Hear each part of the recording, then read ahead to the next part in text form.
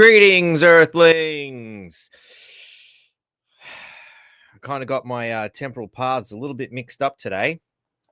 It turns out Kate and I got our wires crossed. She did text and say, "Hey, is the 12th of October still a go?" And me being so tired from non-stop working, I didn't actually read the date and just assumed that she'd got it right, because I just seen that, "Are we still on?" I'm like, "Yeah, of course we're still on. Yeah, we're good." So I've set it all up, ready to rock, and we were both talking about 2 different days. So it's just me, just little old me today. We're just going to have to make it up as we go along. Fortunately, I kind of had stuff sort of half prepared for, at least my side of the story to a little degree. And of course, as fate would have it, things have developed here in Townsville. And yet another disappointing turn of events. But, the more I look at it, the more I'm like, these people just continue to make our lives so easy to pick on the main system. Like, by God. I think the most disappointing part, though, really is that, we got a change of state government here, and we moved into the Liberal Party scenario. And I kind of thought, surely it's got to be better than the Labor Party. Sadly, doesn't seem to be that way. But look, before we get into too much of that sort of stuff, perhaps we should maybe look at some of the more fun things that I had set up. So let's just... on the topic of aliens, I got my mate here in the background here. I got my extra special friend here. What's Yoda got to say today? Help you again? Yes. He's going to help me. Good. I'm glad, because I'm going to need it. Seems I got everything a little bit mixed up today. So we'll see how much Yoda can help. He's here to cheer us along and, provide a little bit of moral support, eh? I'm glad he is, because I'm going to need some of that force action right about now as I make it up as we go along yet again. So what was I looking at? I was prepared to go that way, but I think I might go a different way. Maybe we should do a little bit of alien stuff to start with. Hey, so let's face it, ladies and gentlemen, alien shit has been getting around for a long time, and there's some pretty exciting things happening in the cosmos right now. Seven comets coming in the field, including this 31/Atlas, which is a very interesting phenomenon. What is it? We don't really know. There's lots of different stories getting around all over the internet. We'll have a look at some of them. Maybe we'll do something a little bit more jovial. So let's start with, I Come in Peace. Now, I don't know if you've ever seen a movie it was called Dark Angel here in Australia, but in America, they called it I Come in Peace. So I thought, hey, I come in peace, ladies and gentlemen. Greetings, Earthlings. Let's have a look at I Come in Peace. I thought this was a really funny little quote. It is kind of ruining the end of the movie, because it is like the ultimate catchphrase for the end of the movie. If you actually want to watch it, stick your fingers in your ears right now, because I'm about to ruin the movie for you. I come in peace.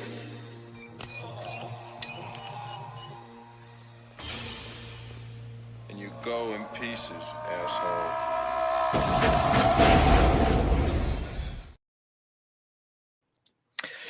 So yeah, I mean, as we like to think of ourselves on the right side of history here, you kind of feel like that's how we got to take care of the bad guys, hey? Let's have a look at some more of the alien bad guys we've seen throughout the world in the whole like come in peace concept.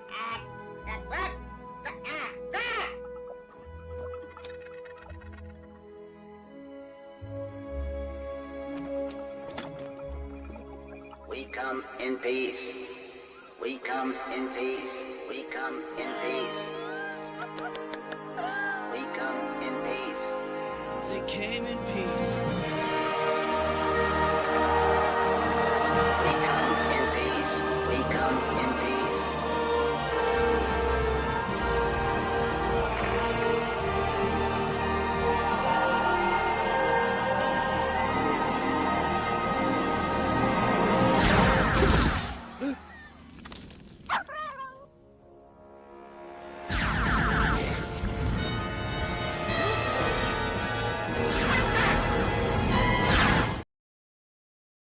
They came in peace. Looks like we're the ones that go in pieces that time.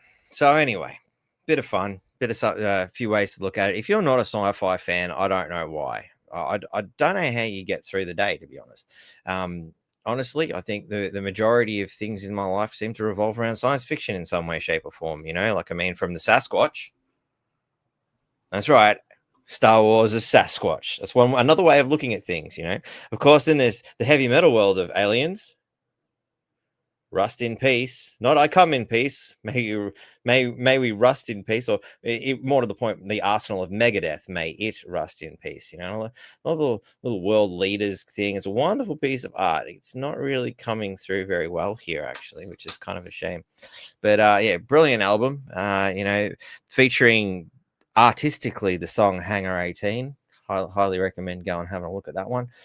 Great song. Just listening to it with my kids before. My daughter put her Megadeth t-shirt on. I put my Megadeth t-shirt on. We rocked out to a bit of Megadeth. It was great. Even Little Rain bopped along. Can't go wrong with it, And then that actually kind of leads to there was another really cool Megadeth clip that they did with Duck Dodgers in the 24th and a half century. With Megadeth started it to save us from Marvin Martian and Cleopatra, I think it was. Wonderful little cartoon. Highly recommend it. Wonderful way to educate children on the true path of metal. But anyway, awesome things throughout the science fiction realm, really. This is the completely wrong page. It's not what we want at all. We want to stop sharing that one. We want to share the right one this time. Where is it? Not that one. That's the one we want. Let's open that up over there. And we want this one. So there's lots of amazing things throughout television history as far as movies go. Obviously, Star Wars, does it really need to mention? Star Trek, of course, we know what's going on there. But, cancel. What the? Go away. Yes, quit. Don't want you. we've got to watch out for some amazing threats from above. Obviously, things like the Blob. It could be a real health hazard for those who have seen the movie, particularly the classic, 1958 one. Brilliant. I personally, the 80s one I thought was heaps better. Yes, it certainly does, isn't it? T2 certainly does. My all-time favorite for things to watch out from above, critters. You got to watch out for these crazy little guys. It's all sorts of crazy things that can happen when the critters are in town. They might even turn into a giant ball and run you over. Don't even think about what happened to the Easter Bunny. Of course, other threats from outer space, such as the killer clowns from outer space. If you haven't seen this movie, you have not seen B-grade science fiction. It is one of the greatest shit movies of all time. Absolute classic. You've got to watch it. Absolutely highly recommend it. Actually, funny story. I actually had the inclination to download this movie and watch it. And then I found out the next day that the good old Hulk Hogan had actually passed away. Go figure. Brilliant movie. Wonderful sci-fi comedy. I highly recommend watching that one. Nice way to get to the whole sci-fi bug going if you've never had a go at it before. Of course, we've got to keep the doomsday thing going, because the most important thing when dealing with extraterrestrials is to make sure that everybody is deathly afraid of them. And, wow. It's nothing like Independence Day to show you how completely unprepared something like this we might just be. Of course, we're never told the full story about anything. We got God knows what they've got up there and what they've been preparing for, and what the hell is Space Force all about anyway.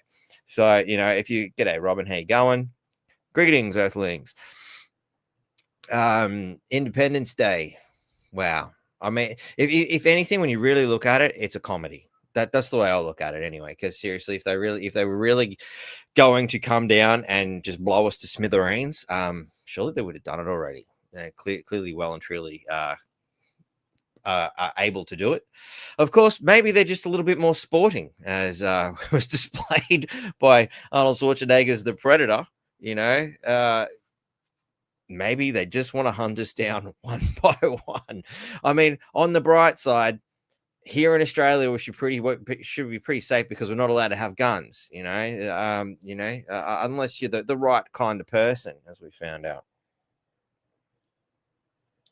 So, another one of the alien threats from above we should really worry about, the Predator. Of course, don't forget those ones that want to insert things into your body that grow and then jump out of your chest. No, I'm not talking about vaccines. I can see how some people might get confused about that one. But, if you haven't seen Alien, that's another good way of looking at things. Actually, no, it's not. A better way to look at things might be Starman. Brilliant movie, Starman. John Carpenter also come up with some other interesting movies, which we'll get to in a minute.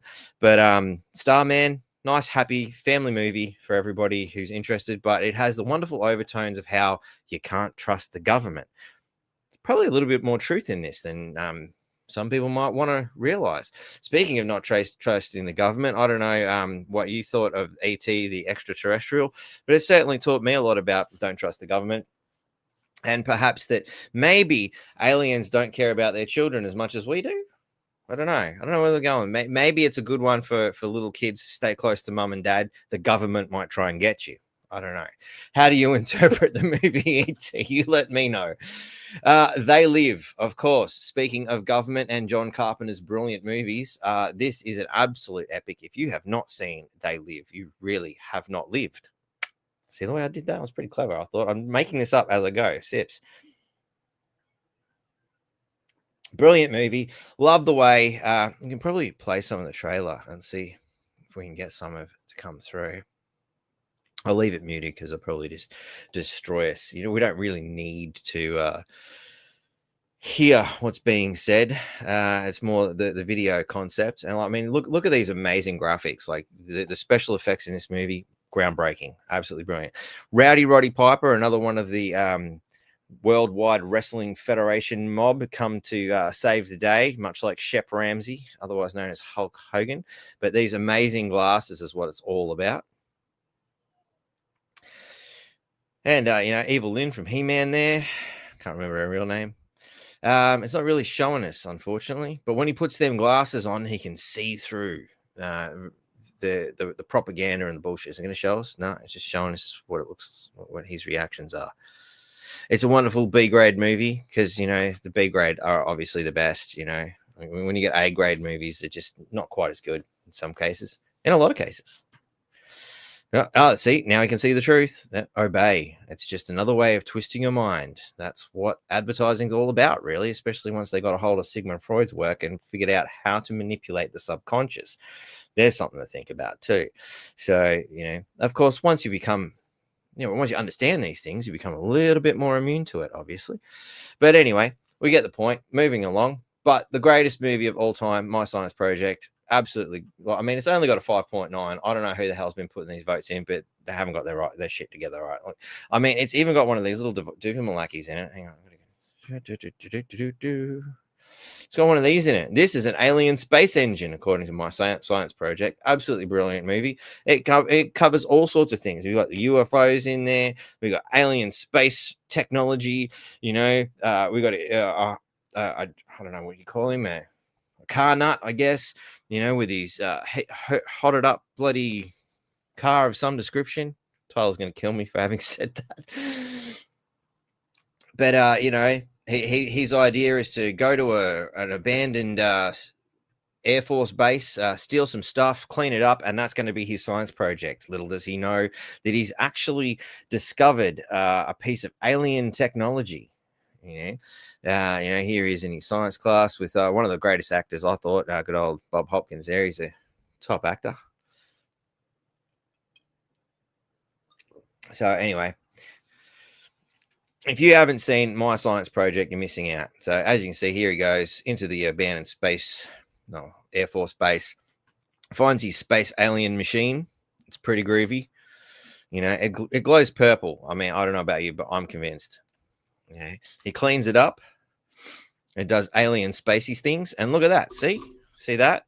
How it's space technology. It's sold. It's 80s space technology. Look at this. How could it not be? It's got all the bells and whistles. Anyway, you get the point. I'm ranting because I've got nothing better to do. Anyway, something that's a little bit more out there.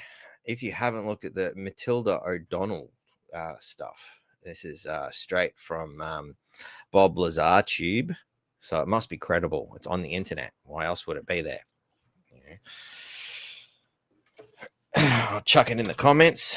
Look, at the end of the day, it is 4.5 hours of your life. It is huge, but it's a very interesting story. After having listened to it, I think maybe twice now, I've gone through the whole thing. I listened to this like 20 years ago, like when I first come across this. I mean, this is only a 4-year-old posting, but it's been getting around the internet for a long time. It was a good 20 years ago, at least, I listened to this for the first time, and I was blown away by the concept. One of the most interesting concepts in this was the idea that this is a prison planet and we're somehow trapped here, you know, and we can't get out past it. But this is, of course, is information being delivered to us by the gray aliens, and these are the guys who abduct people. I don't know if we really want to trust them too much. Another idea that's thrown around by various other places is that there's actually a protection around the planet and we're not supposed to be meddled with in any way, shape, or form, you know, allowed to develop normally under what some might call the Star Trek code sort of thing, you know, which is another interesting concept. If that is the case and the Greys are actually, you know, say sneaking in through back doors and doing things they're not supposed to be doing, you know, then perhaps when this alien was questioned and whatnot, the story he spun was complete bullshit, you know.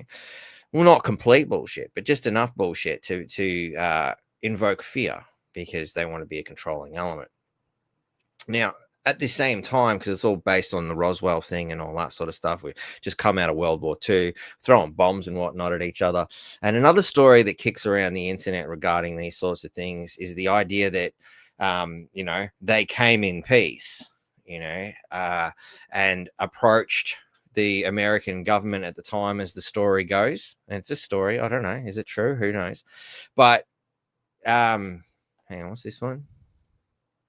Batty, I'm pretty sure the teacher in My Science Project, Dennis Hopper. That's the one I meant to say. Sorry. Thank you. Thank you for correcting me. You're correct. I don't know what I even said, actually. Anyway, so the idea that they came down, they spoke to the American president, and fundamentally, prime directive, thanks, Clark, and said, hey, we can help you out. Free energy, better healthcare, stuff that'll really help humanity move on. Just can you stop trying to blow the planet up? We've had enough of this sort of stuff happen in other worlds around the galaxy. It doesn't end well. Maybe you should stop playing with things you don't quite understand, But it's also been considered that the idea of that kind of technological development is also a trigger point that triggers first contact, as part of the prime directive for Star Trek fans, as Clark pointed out before. And the American government said, you know what, we actually like having the upper hand of a nuclear weapon while nobody else does. And you know what, fuck the rest of the world. I alone am going to turn this into a wholehearted dictatorship run by the American president at the time. Who was the American president at the time? Fucking, it's a good question.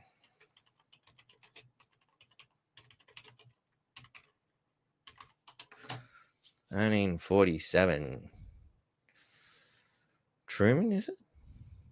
It's coming up saying Truman. Let's have a look. Let's go through the list.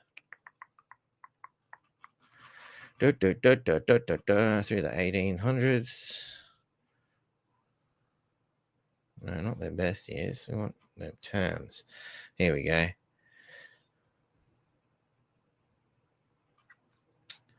Yes, Truman.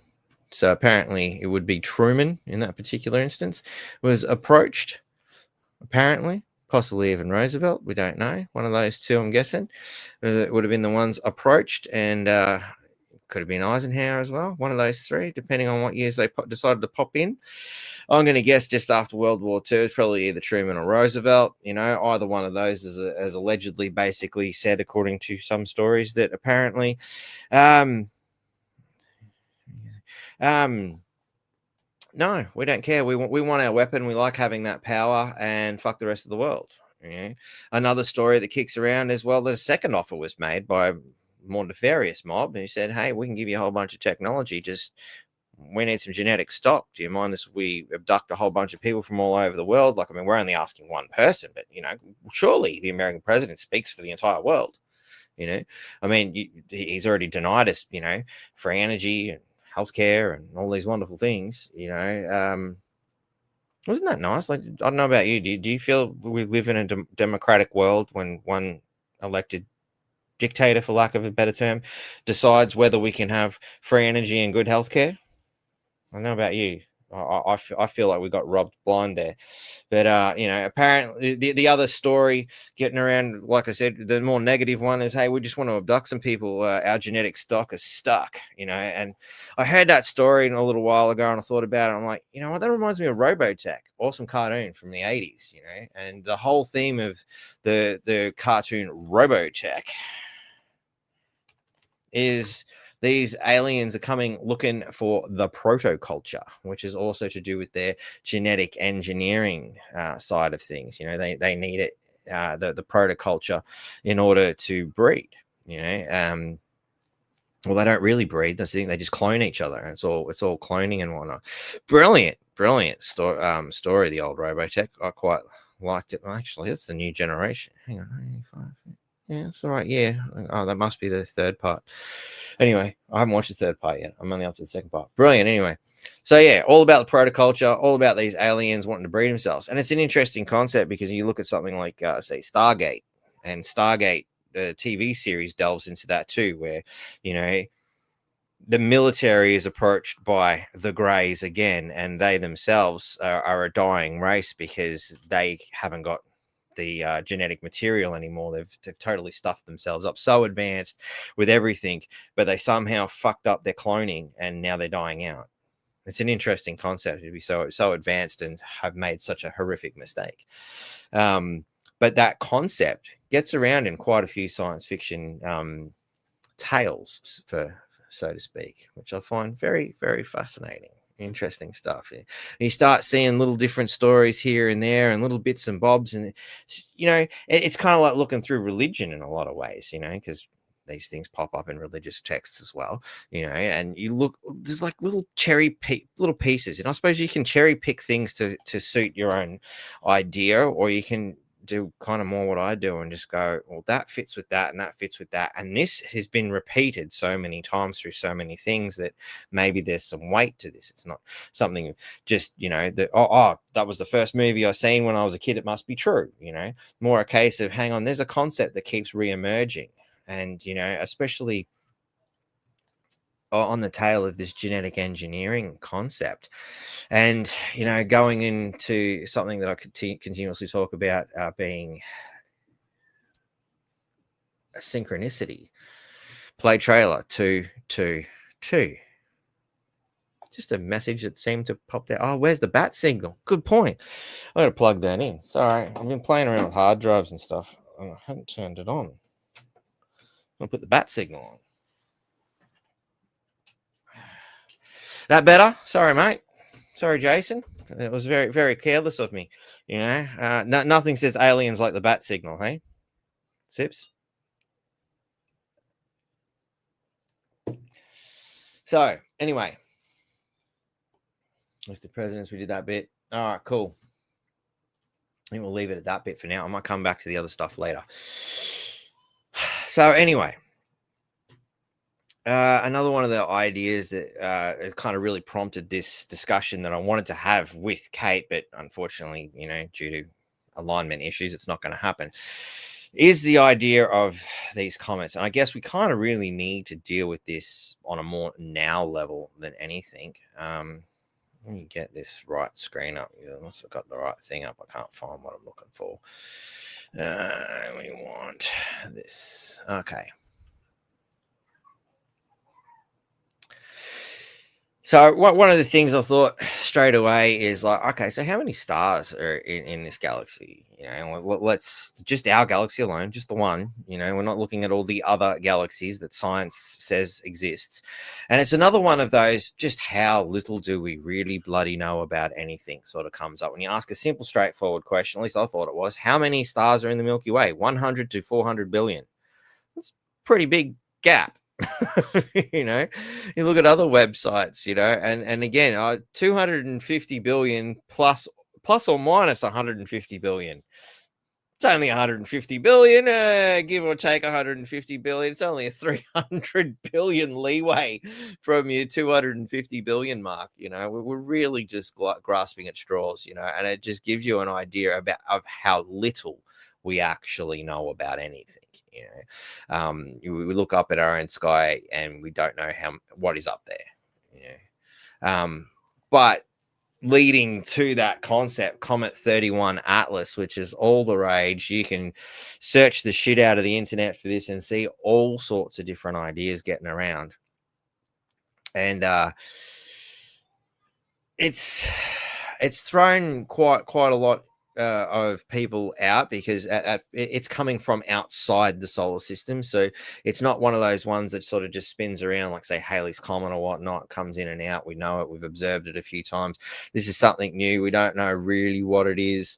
They're saying it's a comet and it's looking like a comet. We've got some basic trajectories. It's going to come towards Mars very soon. So we've got an Atlas tracker up here at the moment, which is kind of a cool little thing. Can I make that bigger? All right, we'll just have to deal with it as is. So, all right. So it is there at the bloody Americans and their dates all around the wrong way. Let's just refresh that. Will it give us today? Yep, cool. It's giving us today now. So it's not far off hitting Mars, and we can hit the date slider and it gets closest to Mars apparently at this point here, which is in 2 weeks, basically on the 10th. Oh, hang on, no, bloody Americans think got everything back on the 4th of the 10th. I hate the way they do the dates. It does my head in. It's like, I don't understand why you go month, then day, then year. It's does my head in. So, but it's still 2 weeks away, so that's all right. Earth, although, is all the way over here. Now, of course, at first they were saying, it might hit Mars, but it's just a flyby. And I mean, as far as flybys go, that's pretty close in galactic terms, Very interesting, Apparently, Earth is at its closest at this point here. which is on bloody dates 19th of the 12th. So it's a few months away from its closest point to Earth. Yeah, we'll do something weird and suddenly change course and say, hey, look, we're not really an asteroid. And, you know, as we pointed out through some of the more jovial elements of the beginning of this, well, if it is some kind of extraterrestrial body, so, you know, perhaps an advanced spaceships. For those of us who have watched Star Trek, you've heard of cloaking devices, you know, I mean, holograms. I mean, we're trying to develop that kind of technology here on Earth as it is. Wouldn't some sort of, you know, the ability to mask your appearance be something within their technological repertoire, perhaps? So it's interesting. It's got a whole bunch of near events, you know, listed here, key events with pretty much all the planets. Lots of very interesting things happening. But what's really interesting isn't just that, but the fact that there's, like, you know, you come here to NASA's on alert, you know, NASA alert, massive asteroid. It's not, this isn't the only one. So on September 18th, there's another one, 24,000 miles from Earth, and that was yesterday. So, you know, there's a lot happening. FA-22 is another one. NASA issues sudden alert for 2 massive asteroids race towards Earth on collision course. This is on collision path. Sorry. So there's a lot coming at us. Could be from what I was seeing, it's actually very rare to have so many coming at us at this particular juncture in time. And isn't it interesting that some very heated political structures happening on Earth at the same time? Yeah. I think I got a bit sidetracked when I was looking at some of this stuff. If we come back to where is it? I go back. There's a Comets Sky Live. I think that's the one I was looking at. And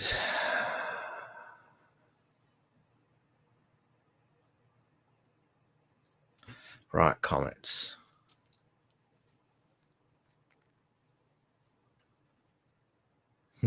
Anyway, so well, this video is probably a better one, and you know, I'll just share it with you guys because I kind of find this guy's pretty straightforward, pretty level-headed, got a good idea. Stephen Burns, you know, and he gets into the whole concept here, and you can sort of see it in this freeze frame. All these comets that are coming at us all at the same time.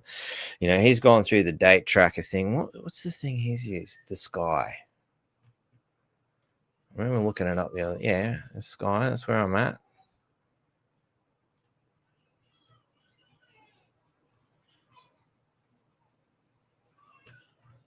I had it up the other day, and now it's not here.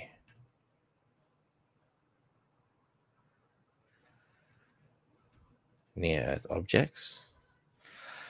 I want a map of it. I want to see the picture. I had the picture. Where's it gone?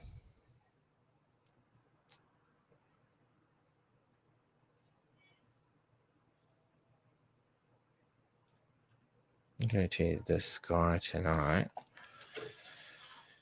Can we? Obviously, there's a lot in this thing. You know, I found it really easily the other day. It was not hard at all. 3D solar system viewer. Haha! There it is. That's what we wanted to see. And you see a lot of them in. You know, we've got 1, 2, 3, 4 by the look of it now that are already pretty close to us. This is a pretty fun app. You can have a look at it in, you know, along whatever axis. There's a whole bunch of scientific names for this. This is why I was hoping Kate would be here, because she might have some of these terms and ideas for us.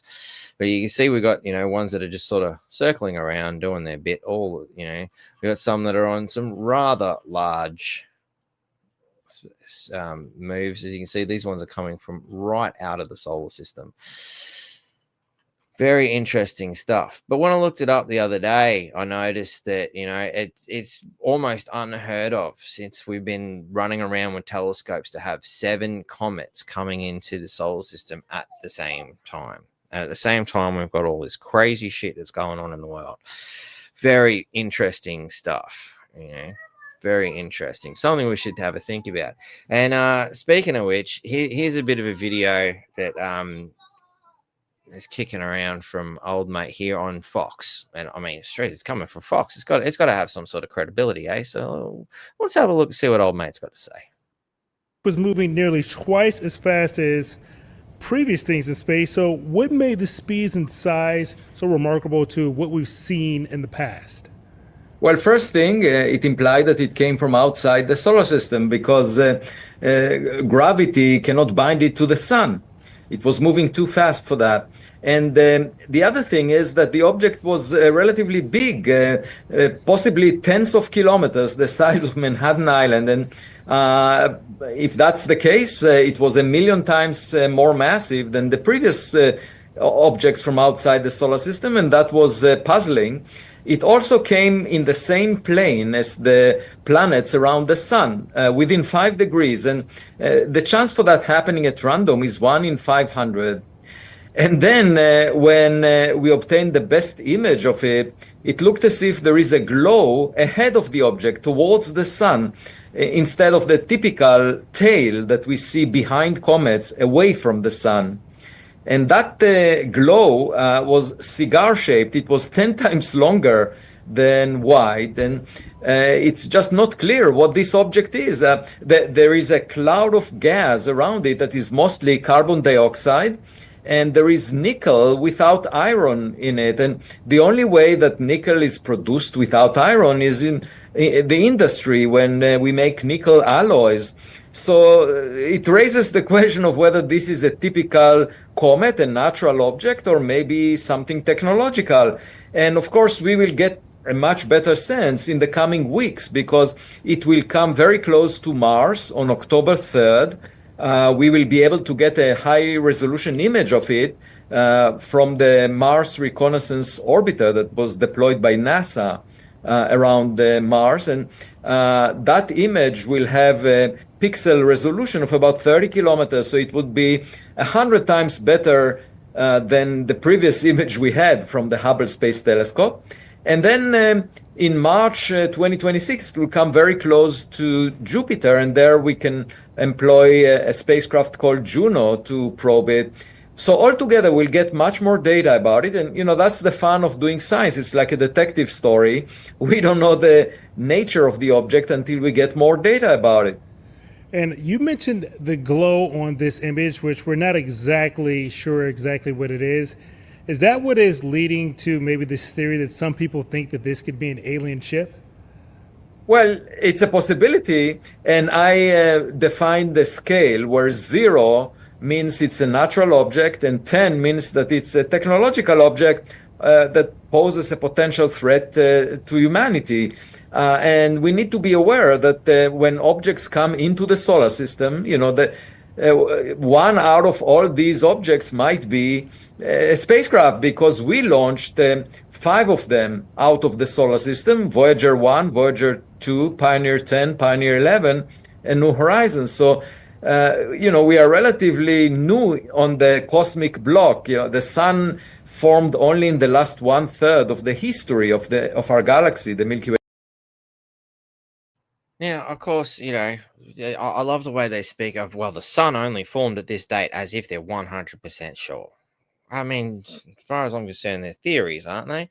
It's like I looked up the other day, the history of how many planets there were, and were there more? Because there was a theory kicking around that there were more planets than there in the past than there are now. Based on calculations, and some might have got flung out and thrown out, and the idea that Mercury might have had more of an atmosphere. It looks like it's more core now than anything. It might have had its things stripped off. Another theory kicking around is another object hit the Earth at some point and then spewed out the other side, and that's how we got the moon, and all sorts of strange theories sort of kicking around. There's lots of them, lots of different ideas going around. Fascinating stuff. But I'm like, okay, so what are some of the theories getting around? And straight away, well, the universe started X amount of years ago in the Big Bang, and like they say it as if it's gospel truth. It couldn't possibly be anything else, and it's interesting that these people are coming at this idea in science where they've already rooted something known as a theory, such as the Big Bang theory. Last I checked, it was still a theory, but we're going to call that a fact and then base everything off that. Seems a bit thin. Just my not to mention, I've always thought the Big Bang theory sounded a lot like the first few pages of the Bible. In the beginning there was fuck all, and then all of a sudden there was something. It's almost like plagiarism in a sense.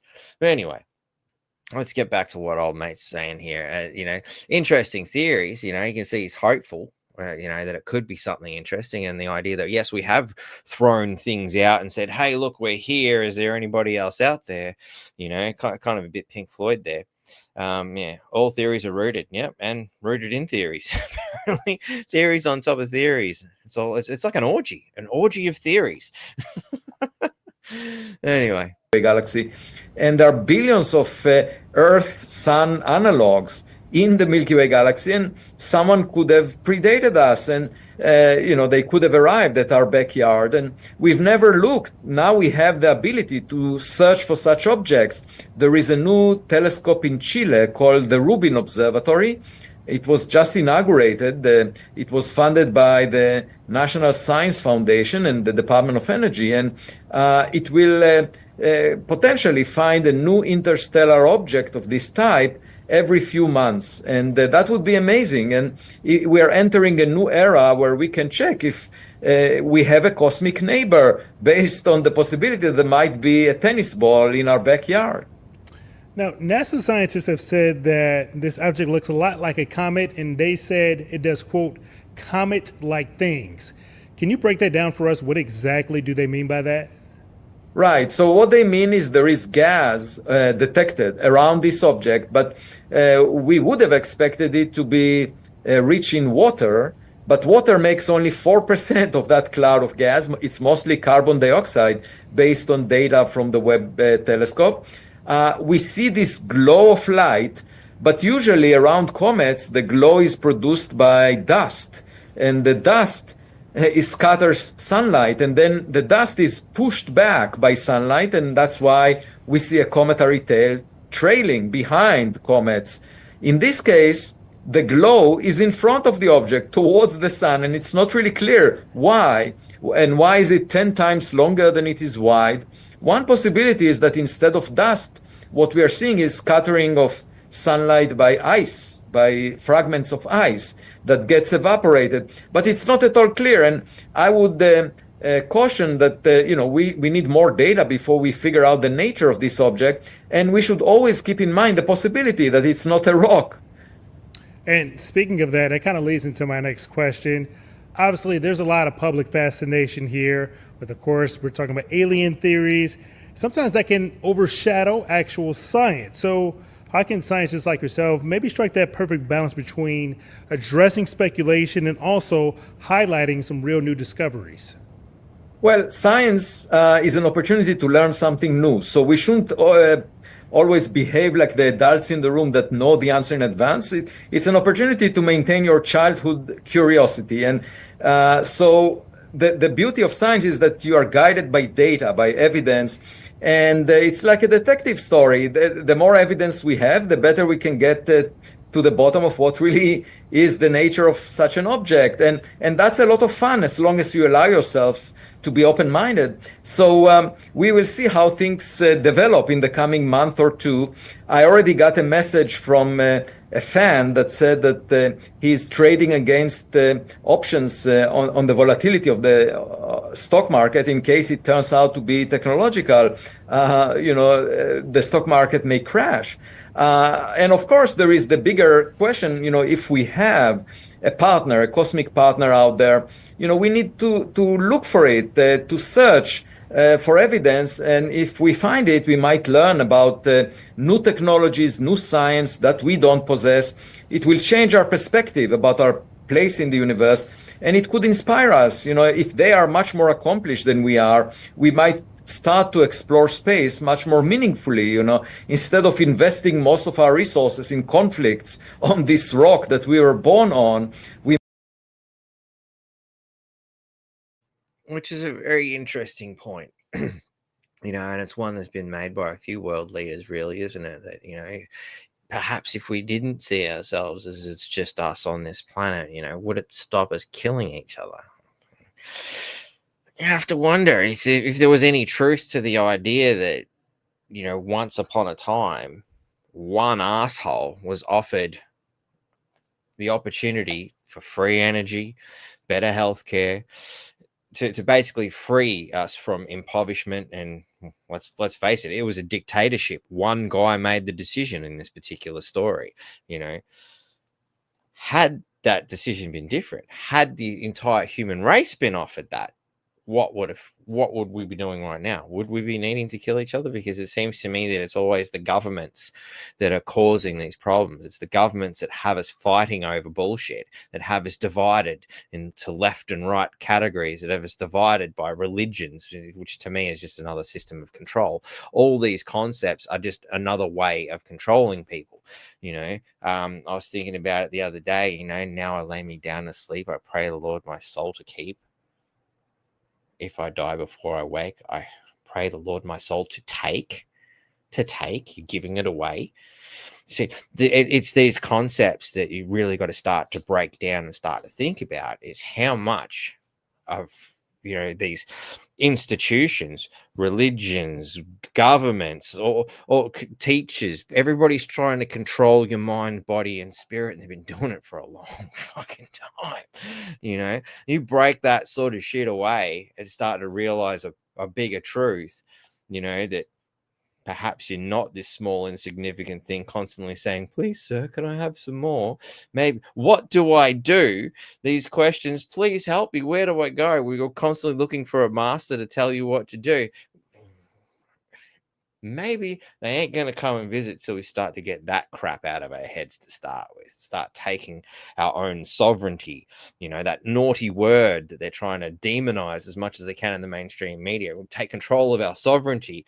Then perhaps maybe we can stop shooting each other. Then perhaps we might be considered worthy enough to communicate with. Just a thought.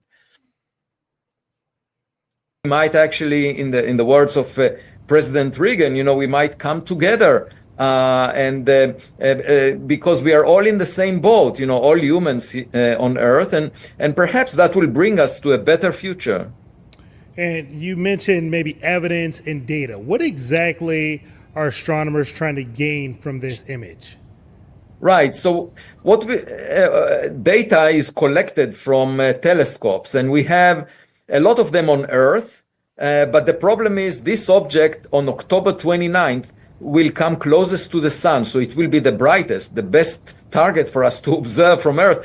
Except the only problem is the sun will be in our way. It will be on the opposite side of the sun. So then we need to employ telescopes or cameras that are in space. For example, those around Mars or Jupiter. These are spacecraft that were launched by NASA a long time ago. And so that's an interesting one I wasn't totally aware of, that we've got telescopes around those planets and NASA has launched that stuff. I knew we'd launch things, but I didn't realize we'd launch telescopes that had them orbiting other planets, which is something I want to have a look at. Meant to do that the other day when I heard this.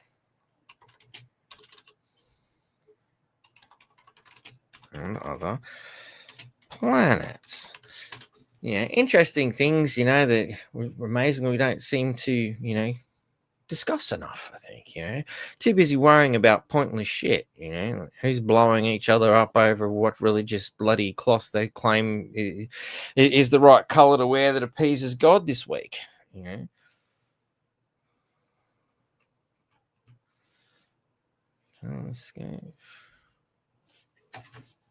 Maybe I'm asking them all.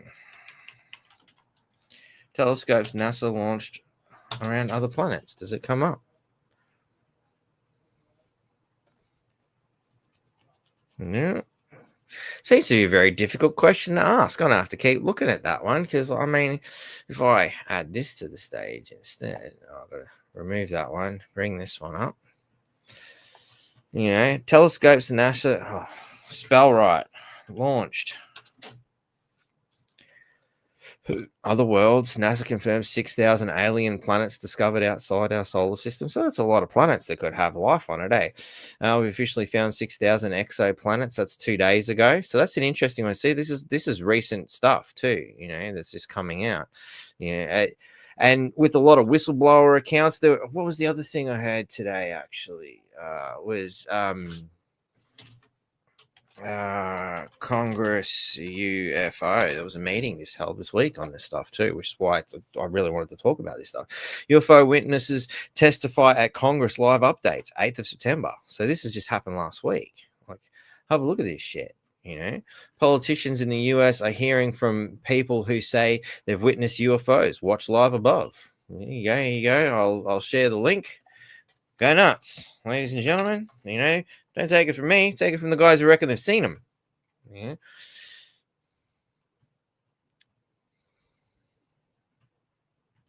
With some of the witnesses saying they don't believe their experiences can be understood through routine explanations, but not all alien signals come from space. Astronomers spend a lot of their time looking up, scanning the heavens for signals, you know, exoplanets and galaxies, but sometimes they also need to lower their heads and look closer to home, you know, which is interesting because there's been a few tales that have come that indicate perhaps they're coming out of the ocean. And one of the things I heard, I think it was on Ancient Aliens, I think it was here in North Queensland. They said it was Tully and it was Horseshoe Lagoon, I think it was. But it's actually down the road from Townsville, Horseshoe Lagoon. So I thought, hey, apparently there was UFOs coming out of it. Friggin' so an alien seen it launch out of this lagoon. You know, okay, cool. So I went and go and have a look. It's a pretty big lagoon. But you're not allowed to put your boats in it. Interesting. I wonder why I can't put my boat in a lagoon. Why not? What's wrong there? Oh, from Grok. No, there are no telescopes currently in orbit around other planets in our solar system. All space-based telescopes like the Hubble Space Telescope. Hang on, I wasn't finished reading it. Spacescope or the James Webb Telescope are... you got me hanging here, Soy. It looks like it might have cut some of your thing off. I don't know. Or was that intentionally just to annoy me? It's not fair. It's not very nice at all. But yeah, that's interesting. So let's bring old mate. Use them to look at the object when it comes close to Mars. For us to observe from Earth. Except the only problem is the sun will be in our way. It will be on the opposite side of the sun. So then we need to employ telescopes or cameras that are in space. For example, those around Mars or Jupiter. So around Mars and Jupiter. Can anybody want to fact check that one? Because he also said cameras. So is there cameras? You know, just a general camera floating around Mars or Jupiter, Jake? You reckon? Can you jump onto that one for me, buddy? Thank you for being very helpful there. Oh, yeah, cool. The rest of that comment, either in Earth orbit or positioned at specific points in space, such as Lagrange points to observe distant celestial objects. So either old mate is a bit confused or he knows something that not even Grok knew. Interesting, isn't it? We weren't even looking for a conspiracy and we just found another one. These are spacecraft that were launched by NASA a long time ago, and we can use them to look at the object when it comes close to Mars, close to... Exactly, Bora. It's an interesting question. You know, we know, apparently we know more about the surface of the moon than we do what's in the ocean. But you also got to think there's a hell of a lot of pressure under the ocean as well. And, you know, according to some of the stories that have been coming out of... the Congress, it was discussed on redacted today. Actually, there's apparently there's talk of space station like stuff that's down in there, and there's one of those things. One of the flat earthers said to me, "Why do they need to get astronauts to learn how to swim and do aquatic stuff and all that sort of stuff?" Well, the first thing I thought of, because they generally land some of the pods in the fucking ocean, don't they? You know, I remember seeing, you know, they float down and land in the ocean. Might want to be able to swim to get out, but anyway.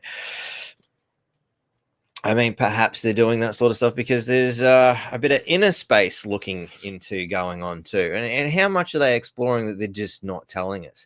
And, you know, we're dealing with naval sort of scenarios. There was one tale that I heard kicking around that the Russians come across some advanced species in the ocean, attempted to go and capture one, and they were basically just forced straight back up. And I think they died due to the sudden pressure change or something to that effect. Don't quote me. It's just something I remember hearing about a long time ago. So yeah, lots of interesting ideas. Why people believe UFO conspiracy theories, because you're not telling us the full story. When we have no information, we theorize, you know, much like the Big Bang Theory, for example. That one's okay. That kind of theory is okay. Just remember, you know, if it's got the word conspiracy in it, it's bad. Shh, stop talking. Don't think. You know. Anyway, let's see what old mate's got to say. Basically, data is all the information you can collect by looking through sort of a magnifying glass of a telescope, and you can search for an image, a high resolution image of the object, so that you can tell out of that whether it's Actually, yes, I wanted to point out Harps has got a great point. The Vatican has a telescope that they called Lucifer before they shortened its name. Yeah, nothing sus there, is there? I mean, why the... Okay. Aside from the fact, why does the Vatican have a telescope? Could it have anything to do with Mussolini's discovery of UFOs that we discussed the other day? But, you know, there's that. But to call it Lucifer? Really? Hang on. Which side of the fence are you guys kicking from? I'm confused. a rock or something else, that would be the best. But another possibility is that the object, if it's technological, it would maneuver, or it would release some mini probes, and or it will broadcast some signal, or it will have some artificial lights coming off it, not just reflection of sunlight. All of these could be signatures that it's technological. Hang on. Jake's got something here. So while spacecraft like orbiters, e.g. Mars Reconnaissance Orbiter and rovers, have instruments to observe planetary surfaces and atmospheres, these are not dedicated telescopes designed for astronomical observation, I guess, something to that effect. Observations like those in Earth orbit. So there you go. So what is he talking about then? I mean, there is I guess, a close passing towards Mars, as we discovered from the In the Sky app. But anyway, it's interesting, very interesting. Is there more going on than we're being told as usual? Logical and not a rock. This is a blind date of interstellar proportions, meeting an object from outside the solar system that we've never seen before. And of course, if you go on a blind date, you don't know what to expect. If you have a rock on the other side, it is interesting because you learn about what makes the backyard of other stars, other types of rocks, and we might learn about what is the composition of that rock. Maybe it has the building blocks of life on it, if we can bring some material to Earth. But if it ends up being technological, we will know that not only there is life out there, but intelligent life, and that is very exciting. And then, when you go on a blind date, the fundamental question is, will the other side be friendly? Or a serial killer? You never know when you go on a blind date. So we should always be cautious. If there is a technological object that we identify, it will obviously change the way we behave in the future. We will need to deploy, a network of interceptors or sensors that would alert us to threats in the future. Professor Avi Loeb from Harvard University.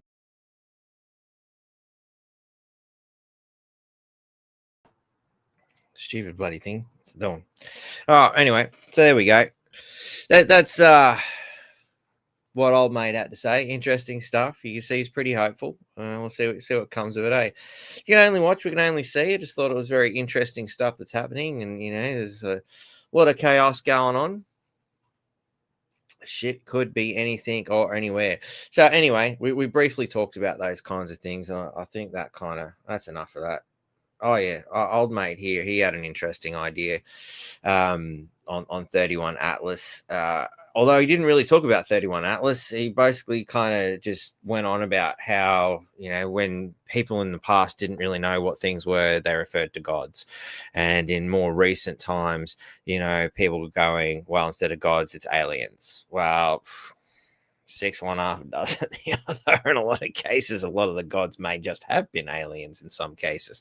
Anunnaki, for example, people from the heavens came and whatnot. A lot of interesting things. As the talk of the Seven Sisters, that Seven Sister story goes through a lot of different tribal nations. It's not just the Australian ones. There's or African tribes, various others, all have talks of the Seven Sisters, which is the Pleiades system, I believe it is. So fascinating stuff. And of course, if there is indeed life out there in the rest of the world, is it just one? Is it really just going to be little green men? Is it just going to be little grey men? Just the one kind of alien? I think we might have a lot of different aliens to deal with here. And who's to say there aren't a whole bunch already living here or have been living here the whole bloody time in some sort of, blind experiment, observing us much in the same way we might, observe birds from a bird blind, I think is the term, isn't it? The right term for it? When you're in one of those little huts hiding to be a bird watcher, whatever it is. Anyway, all right, let's stop sharing. Let's come to something a little bit more local that's come to my attention and we should probably deal with, which is the whole Troy Thompson scenario. Yes, he's making headlines as usual because the mainstream media are absolutely dedicated to making sure he is 100% removed. So the latest crap that's coming through is Troy Thompson reports premiere to Triple C amid Townsville Council suspension. Actually, it's not crap. Sorry, I was looking at the wrong article in my head. Not the one that was actually here. So Townsville's suspended mayor has escalated his fight with Queensland's premier and local government minister, reporting them to two watchdogs while facing his own investigation into alleged misconduct. I love the way they keep talking about he's facing his own investigation. How long does it take? Talk about slow. These people are insanely slow. Come on, they should have sorted this out ages ago. For what's good for the public, sort it out. If he's got a Triple C investigation, come up with it. How much more evidence can you possibly have gathered by now? How hard is it to figure this shit out? Does my head in, and again, Townsville embattled suspended mayor, embattled because you guys won't leave him alone. It's a giant ganging up on old mate here. And to me, I can't help but feel that this is just a signal that they're sending to anybody else who might think about stepping up and thinking about things like democracy and freedom and people actually getting a say. Stamp that shit out quick, scare the shit out of the general public, make sure they never want to step up and do it themselves. But he's fighting back and going, well, you want to report me for bullshit, guess what, I can do the same thing too, it would seem, and reporting them to the Queensland Human Rights Commission and the Triple C. And I don't say I blame him, because at the end of the day, these people just talk crap. Come up with something. If he's done something wrong, get it over and done with. This should have been dealt with months ago. I thought it was bad enough when it was the Labor Party doing it and they were playing silly games. I kind of hoped that when the Liberal Party got in, things might be a little bit different, but it looks like we got more of the same. Liberal, Labor, guess what?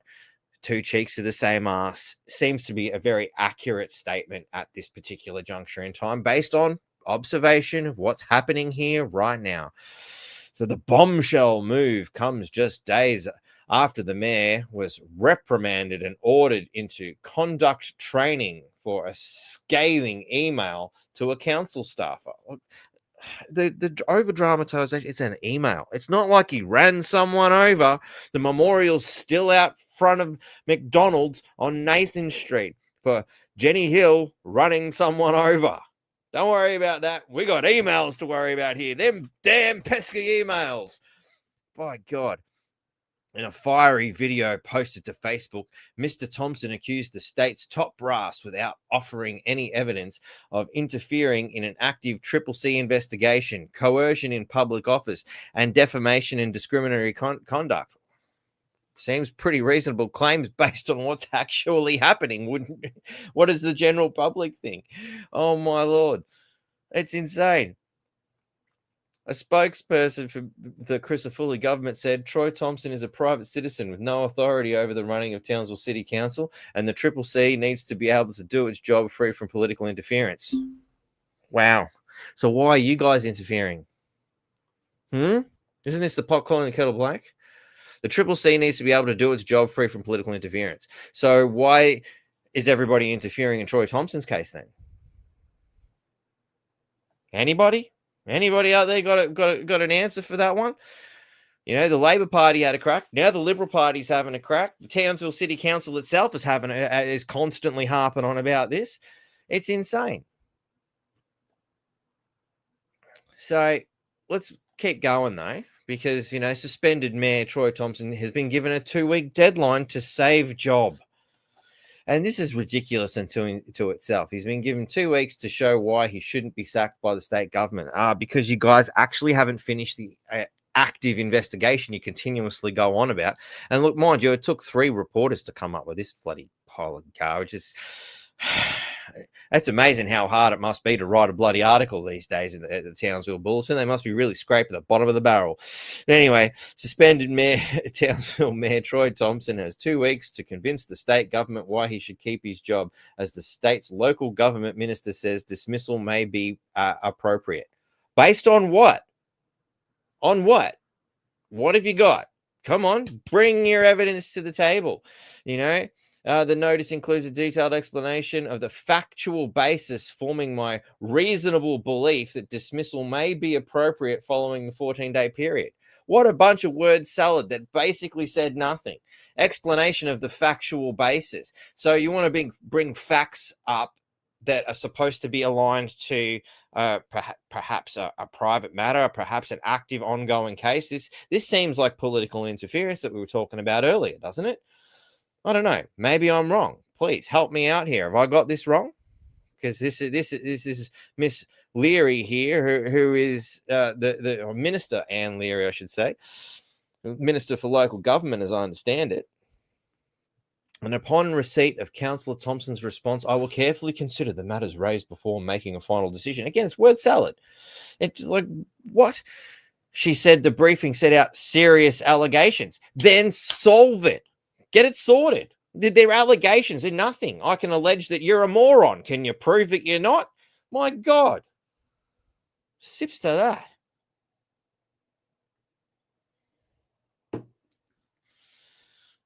Well, we'll jump her through an IQ test designed by me, and we'll see if she passes. You know, we're going to ask important questions like, what did Yoda say on Dagobah? You can't answer these things. You're clearly not smart enough.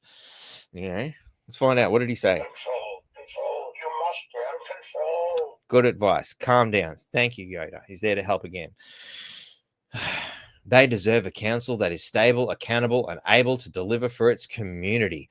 At every step, my focus has been to the people of Townsville, she says. They deserve a council that is stable, accountable, and able to deliver to its community. Let's see the kind of crap they've been delivering to the community, shall we?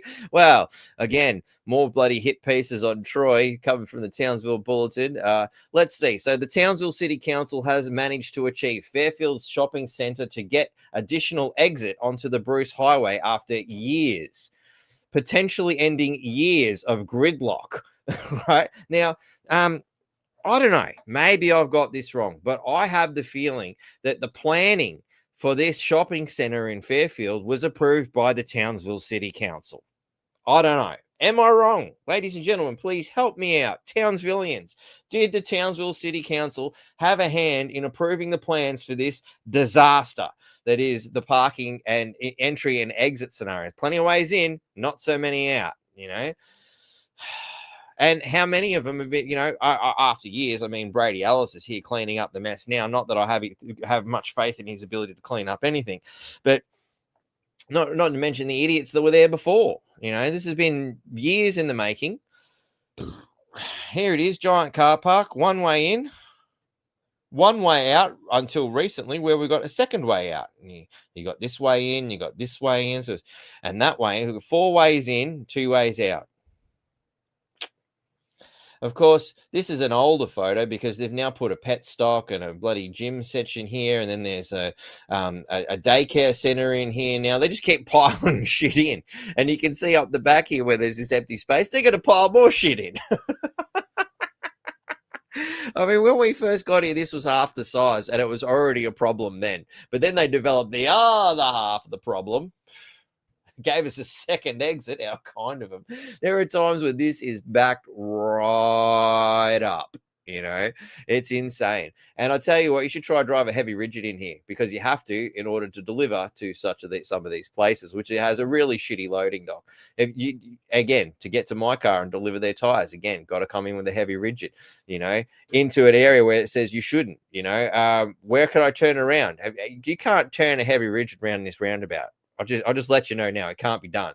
So the only way to really do it is to come in through here where you're not supposed to go in, turn around here, drive over the fucking roundabout, which most cars do because it's such a shit roundabout. It's ridiculous.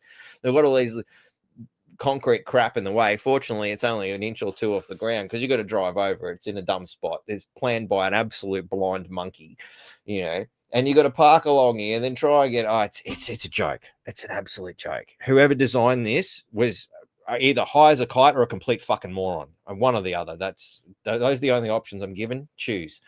Now, anyway, what else is ridiculous crap has the Townsville City Council inside Queensland installed anti-corruption clearing? Oh, so here's actually just a segue away from the council. What about the anti-corruption complaint system that's completely stuffed and has been undelivered?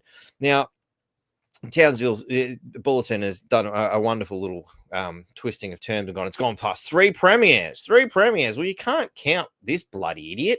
He wasn't really a premier. I mean, look at the goofy look on this guy's face. He's an idiot, you know. Not that this one's much better, but in reality, it's really 2 premiers and an idiot, you know, who had the, you know, I don't know. I don't even want to describe how stupid that guy is. He's a moron. So anyway, but we had Labor, now we got Liberal. None of them's taking this corruption shit very seriously, you know. Whether it's whether it was the idiot Stephen Miles, whether it was Palachuk, or whether it's, you know, the new Chris full of shit, you know.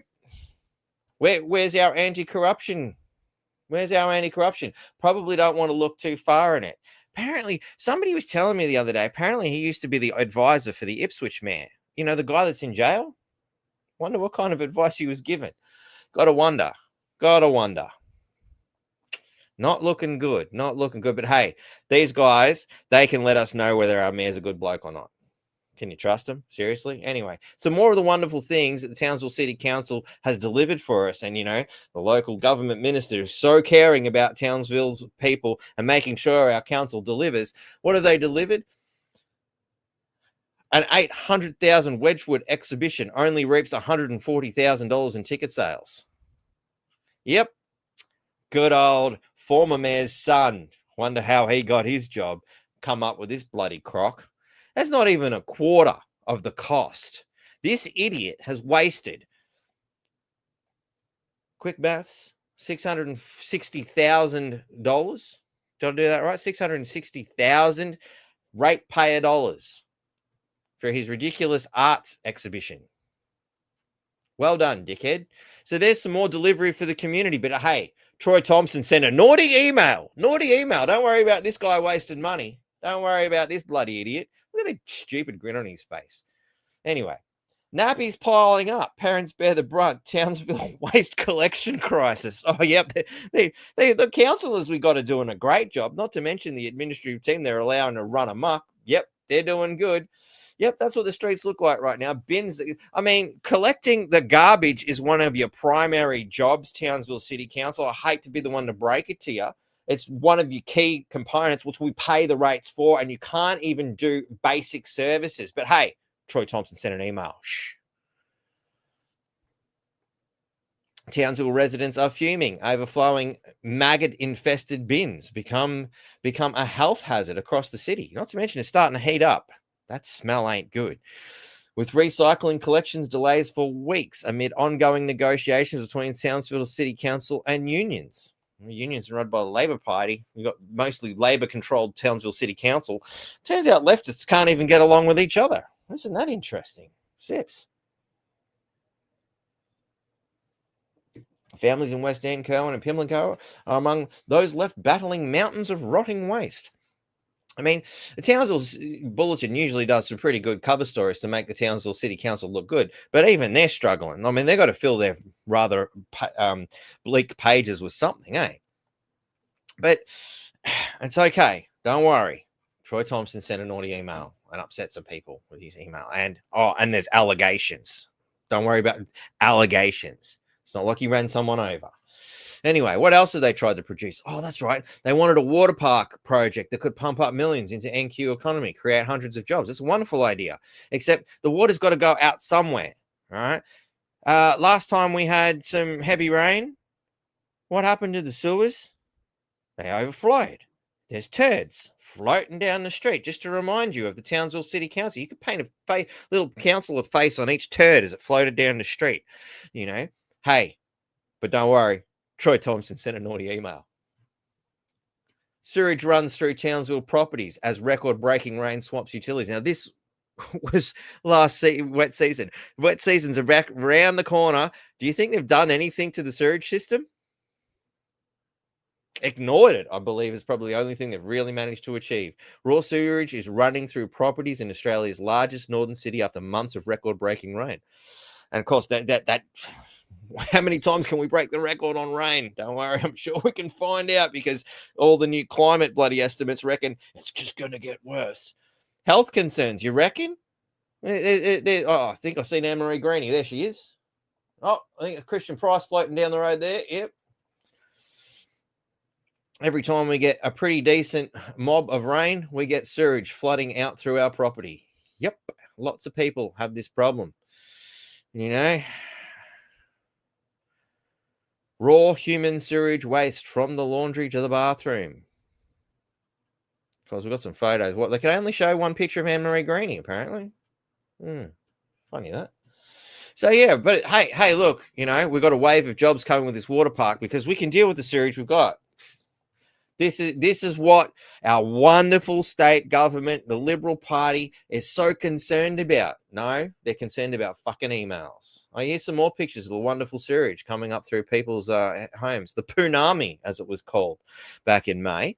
You know, wow, same people again. You know, just to point out, look at this. Imagine waking up to find that. Thanks, Townsville City Council. And we're going to pay extra rates for the privilege of that. Wow. You're really selling me, Townsville City Council. You're really selling me. And I'm so glad that we have a wonderful local government minister that really cares. Yeah. And, of course, let's not forget the revenue-raising paid parking expansion that they were talking about. We have already paid for these revenue-raising devices. They are currently rotting in shipping containers, I am led to believe. Another waste of ratepayer money in an attempt to siphon more out of my hands. But let's have a look. What was it that the local government minister said? You know, at every step, my focus has been the people of Townsville. Really? They deserve a council that is stable, accountable, and able to deliver for its community. Really? Any wonder I'm waiting for aliens to come and rescue me. My God, it's not coming from our government. Environmentalists want a new dump site for the dredging mud around Magnetic Island. Good old Anne-Marie Greenie's at it again. Not to mention the dredging mud. You know, actually, I did fact check this one because I'm like, hang on, don't they have a bridge that's in shocking disrepair after the last rains and they've done absolutely nothing about it? Well, I quickly fact checked that with some people on the island. And it turns out that there's a footbridge at Henry Lawson Bridge footbridge. Henry Lawson Bridge needs urgent repairs. Horseshoe Bay and Sooning Street, Nellie Bay down are still down, still not even designed. So we've got. Well, I mean, Magnetic Island is falling into a state of disrepair. It's supposed to be one of our tourist hubs, and these morons can't even build a bridge. And I mean, have you driven down Ingham Road lately? I mean, I have to drive down it every day because that's around the area that I work at. It's where all the industrial shit is, and heavy trucks are going through. And I tell you what, it's a patchwork quilt. Tell you what, when my back goes again, I'm coming for the Townsville City Council because they're the ones causing that problem too. You know, more health issues. Not only do we have to deal with the sewerage that's going to flow out through the drains very shortly because wet season's coming around and they've done fuck all again. We've also got to deal with the back problems, neck problems, and various other medical ailments that may come from shitty roads. Well done, guys. Well done. You're doing such a bang-up job. You know, here's some of the pictures of some of the holes at Magnetic Island. Here's the bridge. Yeah, you want to drive over that?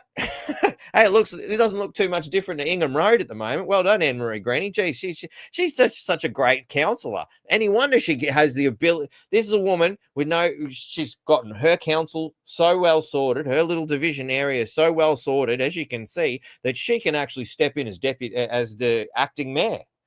Acting, that's the right word for it.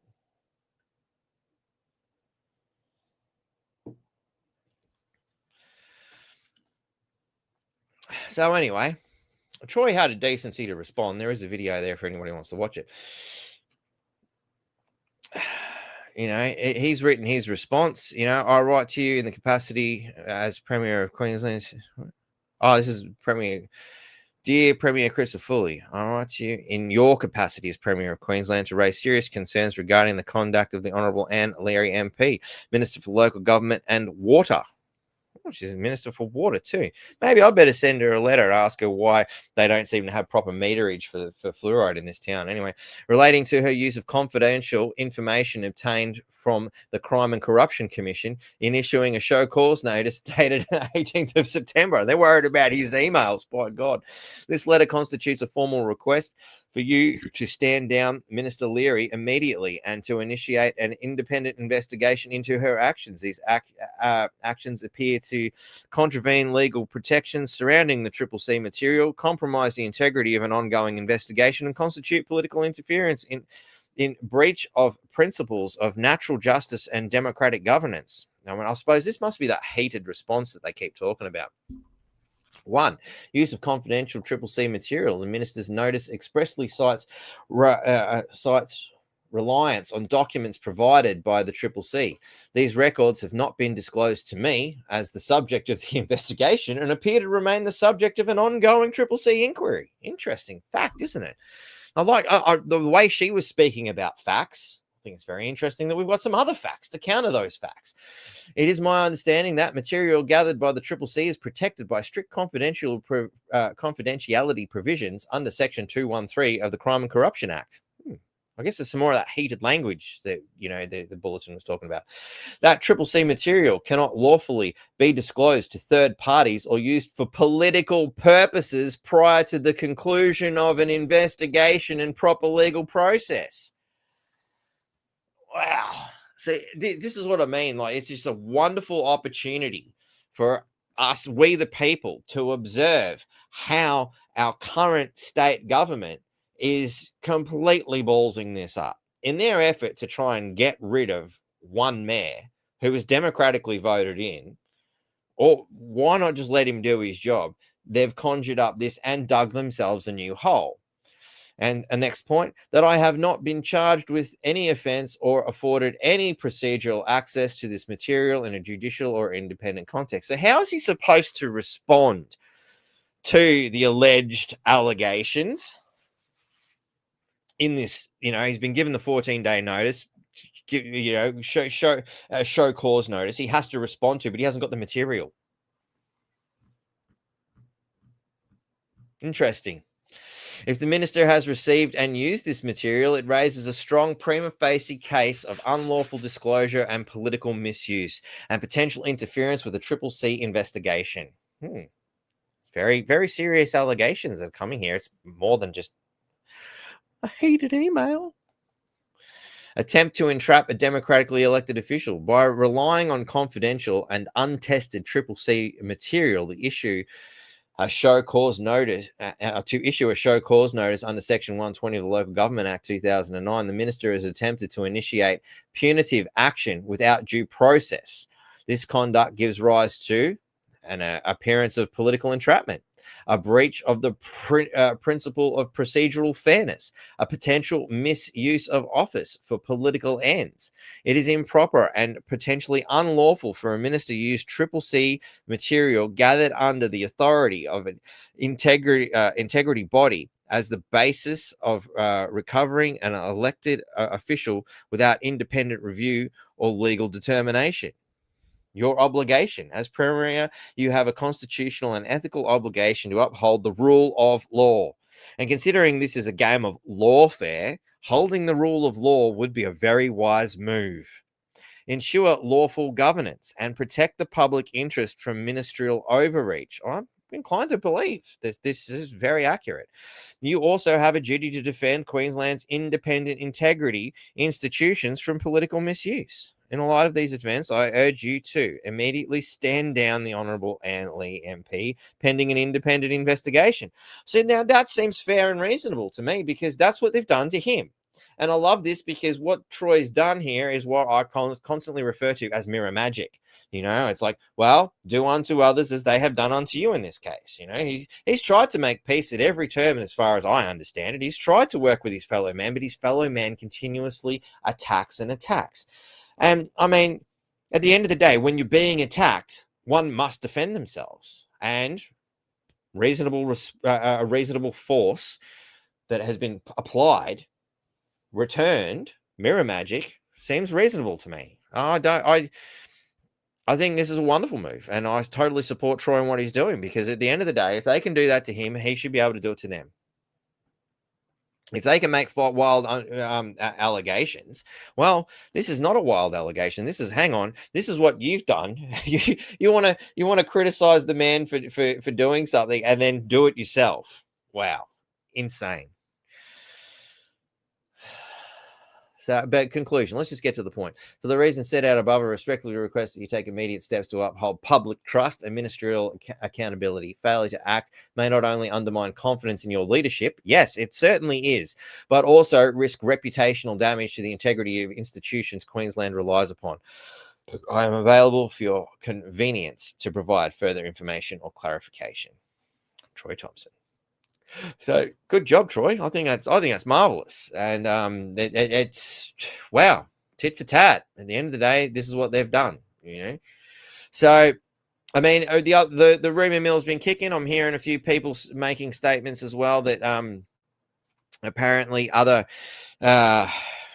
members of the state government here in Townsville have already been saying to other members of the Townsville community that Troy Thompson won't be returning. This is it. They're getting rid of him in 2 weeks. And they're probably going to call a by-election, and I wouldn't mind betting they're going to throw last time it was just Troy Thompson versus Jenny Hill versus some Indian guy whose name I can't remember. I'm sorry. Troy Thompson won. This time, I reckon they'll throw a whole bunch of candidates at it. They'll want to do last time they didn't have preferential voting. Like it was available if you wished, but it wasn't forced upon you. This time, I reckon they'll force preferential voting to try and get and they'll have a whole bunch of extra candidates to try and funnel votes into one of their candidates so that he can't win. That's my future prediction for what these guys are going to do. They'll probably pull out all the old, tired pieces of shit that we've already voted out, like idiots, like Les Walker, and what was the other deputy mayor, Melachino, people like that have already lost their jobs and probably, rather too proud to go to the unemployment line. And let's face it, they've been living on the public purse so long, they're probably well cashed up enough to be able to be sitting there on holiday waiting for a prime opportunity to run for mayor for themselves. God knows who else they'll pull out. I dare say there'll be a few of them, though. So, look, Townsville, I highly recommend that if you have the desire to help out Troy, now's the time to start thinking about how you can do that. Maybe we can throw about 50 candidates in for mayorship ourselves and then funnel the votes in and use the same system against them. Could be interesting. Nice work, Robin. So, look, just as Troy has done here, mirror magic. I think we, the Townsville residents, need to start doing the same. Turn the system back on them. Use their own tools. Use their own system against them. So, it's I think it's time. Everybody start having a yarn amongst yourselves, figuring out how we're going to do this. I don't see any comments that have been starred. I might take the opportunity to let Troy know that we've got his back and we'll look after him as best we can here on the North Queensland Freedom Network, because, well, when everybody else is against him, somebody's got to, help the man out. Even if I was thought that what they were saying about him was true, that he's this horrible person, I think just out of sympathy, I'd have to help him out, because he does, there's no big institutions backing him. He's one man versus the world, and it's truth. I've got to respect that. A lesser person probably would have broken. I mean, I know a lot of lesser people who did break very quickly. They got straight into council, bent the knee within a week or two, and turned into it was like a gremlin. They ate after midnight from the trough and turned into a little gremlin. It's amazing how quick you can turn from a cute, furry little mogwai into a fucking gremlin. Hey, isn't that true, Christian Price? Do you want to come back from the dark side yet? I don't know, maybe grow some hair again. Sorry, Anna. Yes, you are chasing tail. I'm about to wind this up. Yeah, it's all right. You can catch the rerun.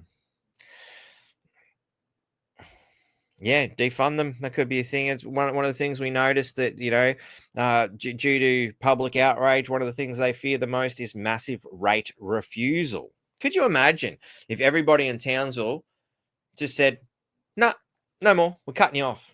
We're not paying a goddamn cent. You can't pick up garbage. You can't sort out the sewage. It's flowing down the friggin' street. You're trying to charge us extra money for what? Less service. You've got to be shitting me.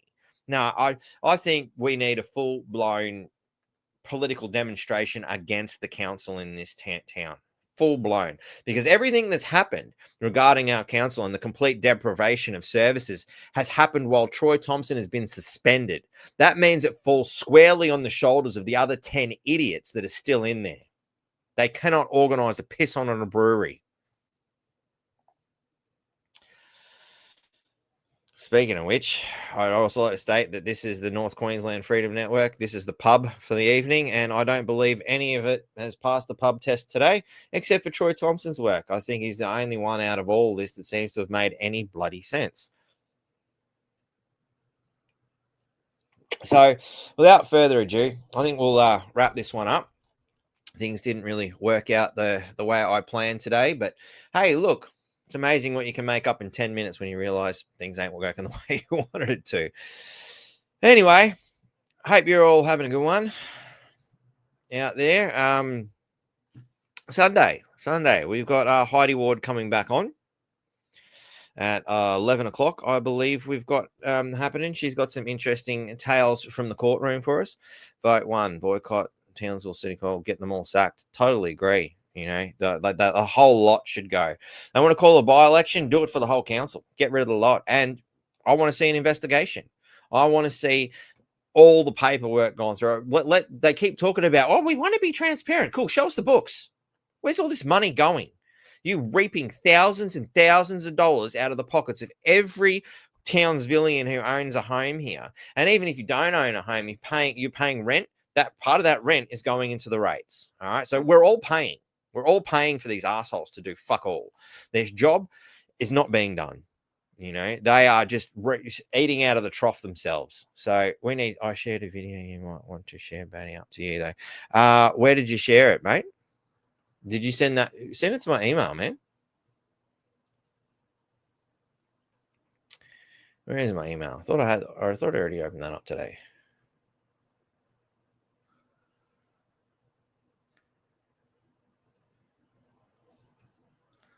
Because I can't copy things out of the comments thing, so sharing it in the comments doesn't help me. You got to send it.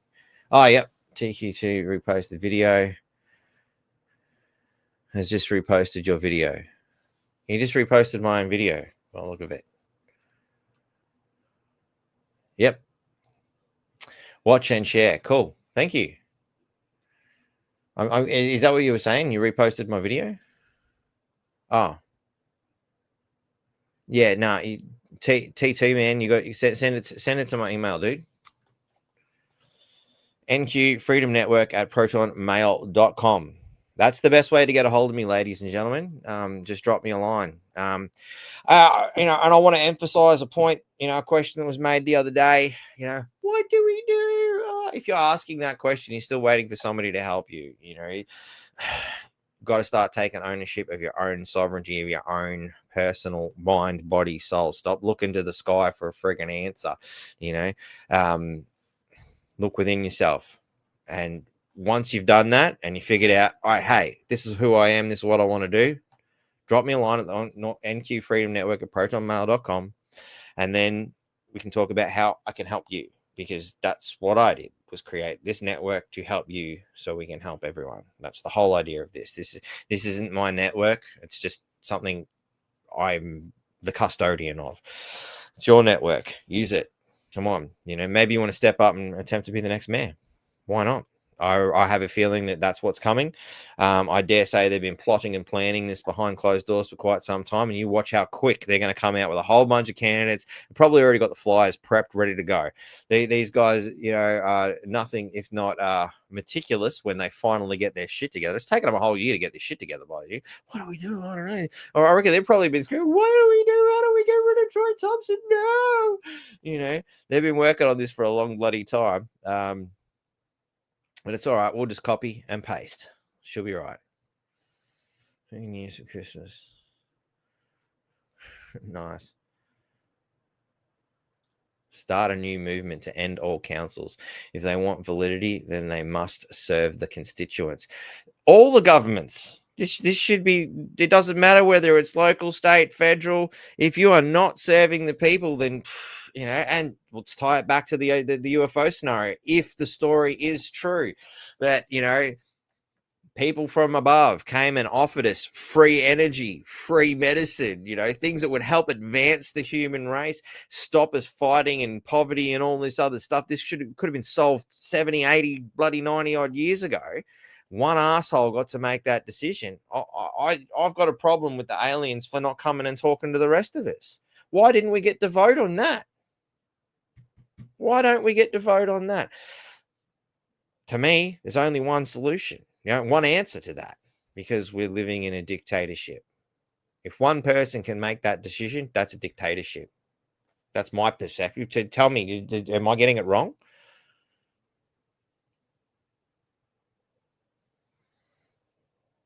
Alternative to no government is no new world order. Well, I'm happy for a new world order as long as it's not theirs. See, this is again the concept of changing things around. Like, seriously, you think about what life was like in 1999 or 2019, 2018, 1999 even, would you go back? Or now that you see how everything is, do you want to go forward and get something better? Would love to chat on a show with you. As in right now? Why not? You can right now. It's through the Cafe Locked-Out channel if you've got access. Otherwise, I can send you a link if you want, Robin. You can jump on for a bit if you want. I don't mind. I was about to call it a night. I can spare maybe another 20 minutes to have a quick yarn with you, Robin, if you can. Make an interesting twist, a third component, because I've done my first component now. Cropping on Lincoln elections, extremists running. Sorry, I'm not sure what you mean there. Cropping on as in you're jumping on. Do you want me to send you a link, Robin? Where do I find that from here? Copy. Send it to you through Signal if that helps. Might speed the process up. Why won't that bloody work? Button, work. It's the Windows button. Oh, you got the link? Beauty. Cool. Jump on in. Or do you need to grab a quick bevy? It's okay. I understand if you've got to grab a quick bevy. It's one of those things.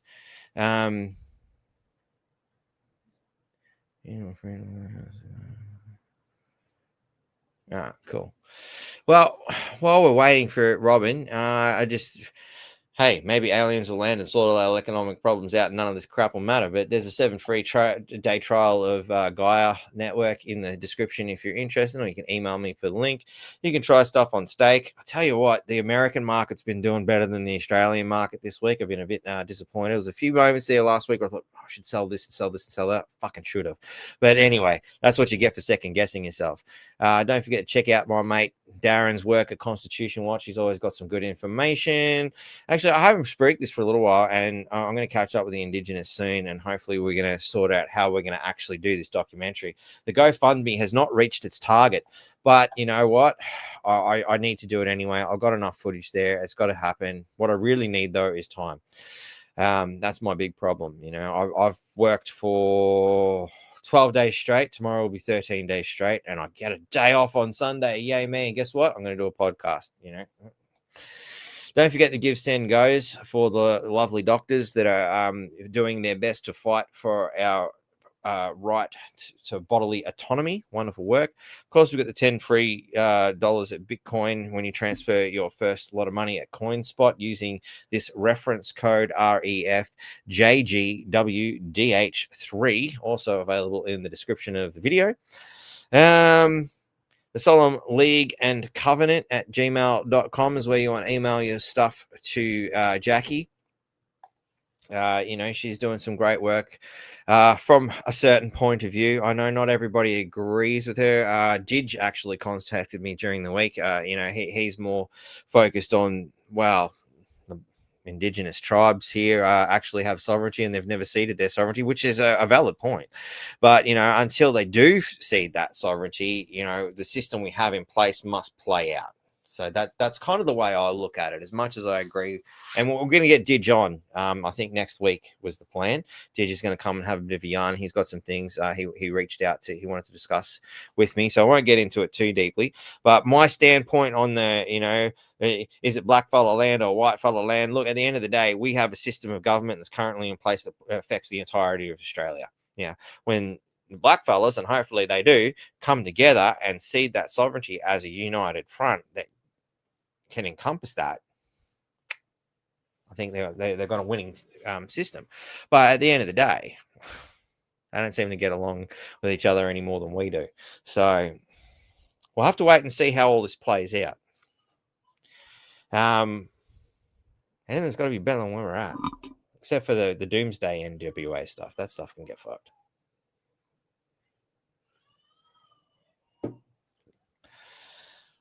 Sips. All right, cool. Well, still waiting on Robin to pop in.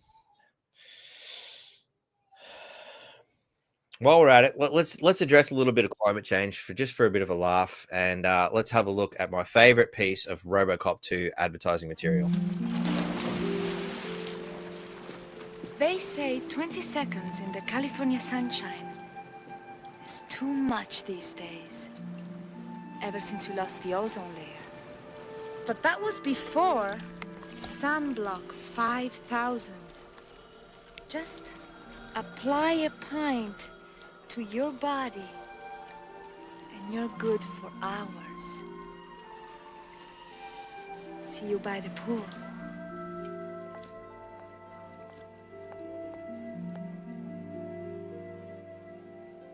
Sunblock 5000. Protection for the new age.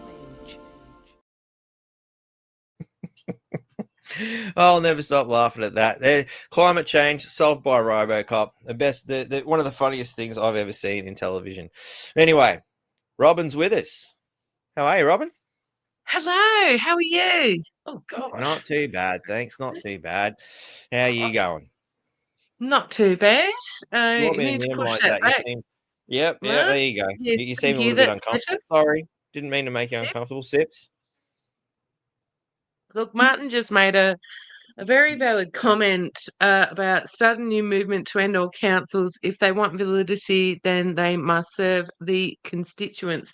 Well, I just did a video today about Western Australia and the West Australian kitty litter corporate media outlet newspaper here. just did an article, and the headline was Beazley warns voters over openly extremist, in inverted commas, candidates in upcoming local government. So the person Beazley that this headlining is referring to is Hannah Beazley, and of course she is the daughter of the governor of Western Australia, Mr. Kim Beazley. And Hannah was there to very nicely take care of the Port Hedland Council because there was much dysfunction in the Port Hedland Council. I think might have been the fact that all of the DNA contamination of the Pfizer and Moderna products, grassroots movement, the burgeoning movement actually came from Port Hedland. But anyway, that doesn't matter. Hannah has reported across the media so much dysfunction. Well, she dissolved the Port Hedland Council, and she actually, yes, she did. And everybody can see my interview with former councillor Adrian McRae, the Russian terrible person, on my Rumble channel, and has installed 3 commissioners to the Port Hedland Council, none of which, may I repeat for the 3rd time, none of which live in Port Hedland, have nothing to do with that city, don't live there, don't know what's going on there, but you know what they do have in common? They all work for the Labor Party. And so we do have the headline today from the worst Australian newspaper.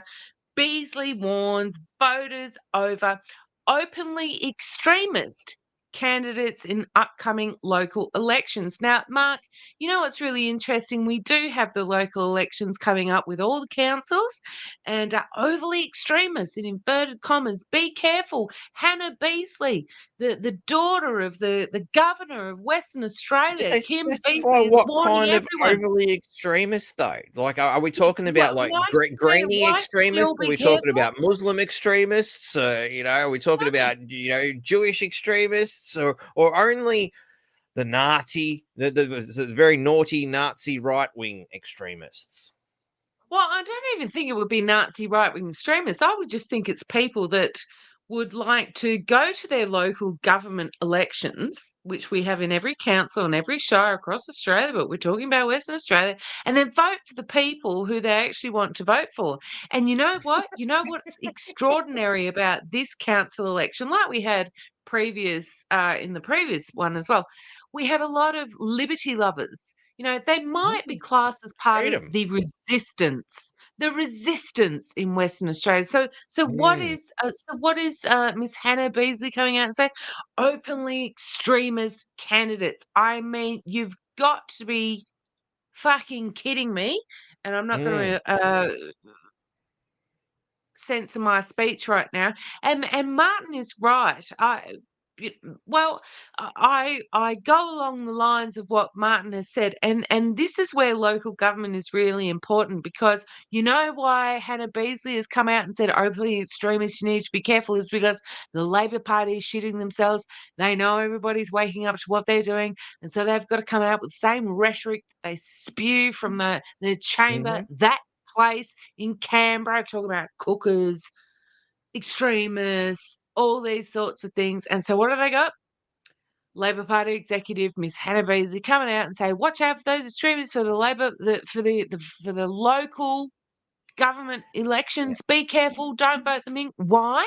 Because they might actually work for the people who elect them to do the right thing, Mark. Can't have that now. So I think, as Emperor Palpatine pointed out in Star Wars 3, all those who have power are afraid to lose it. And I think what we're seeing here is the final death throes of those who once had power, and they're shitting bricks. The Liberal Party is tearing itself apart, which is a sight to be seen. It's absolutely astounding, with what happened with Jacinta Price recently, and now there's a big. I mean, the Liberal Party numbers were absolutely crushed in the last election, and and those who support them are running away. They've got some of the lowest support numbers they've ever seen. The Labor Party, again, they've imported so many people to vote for them who have no idea otherwise. And go, wow, they let me into the country. They'll let my mum and my dad and my rellos and my cousins and my cousins' cousins and all them into the country too. And they still struggle to pull about 25% of the population once you remove the 25% who refused to vote. And that's one of the number crunching things that they don't do. They only look at the numbers of how many people voted, which was 75% of the population, which gave Labor, I think it was about 34% of the majority. Now, you take away that 25% of that, we're down to about 26% from last calculation. So their numbers are pretty bloody low. And at this particular juncture in time, both major parties are not able to pull 50% support between the two of them. And you know the wonderful thing that the Uni Party has, Mark, because let's not forget we're dealing with two sides of the same arse, right? And the Yes. wonderful card they have, if we're talking about gambling, and of course all of this is a gamble for all of these sons of bitches who actually don't have the testicular fortitude to show their faces, is they'll play the hand and they'll actually sacrifice. We saw this with DEI, the SCG, the companies. We had Bud Light beer. They sacrificed their company to see what the public would do.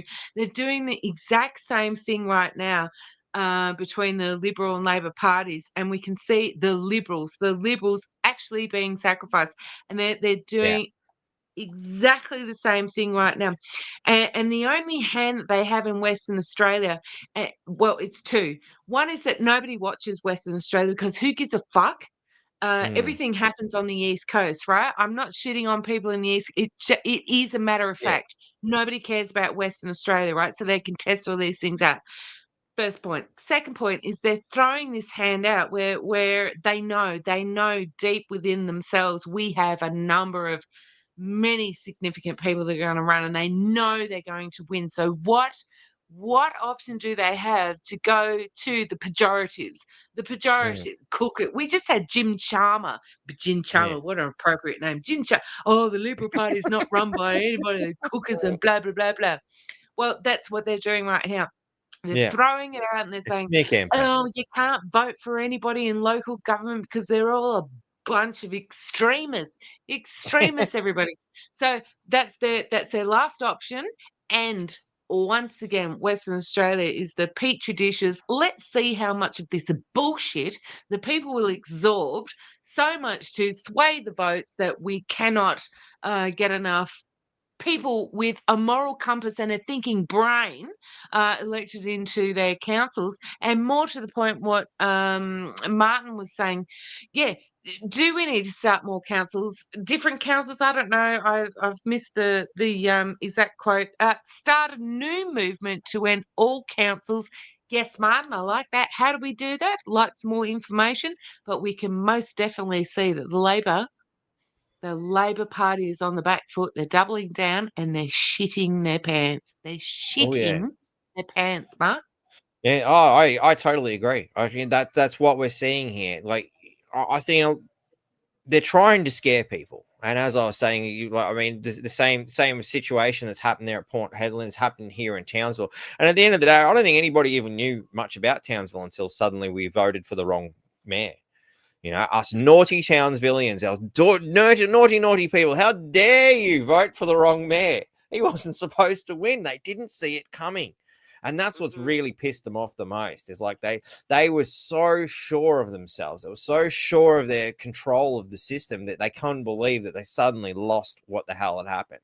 And, there were quite a few independents got in and they were scared shitless. You can see instantly they were like, you watch what we're going to do to that mayor. And if you don't go along with us, you're next. And they all went, shit.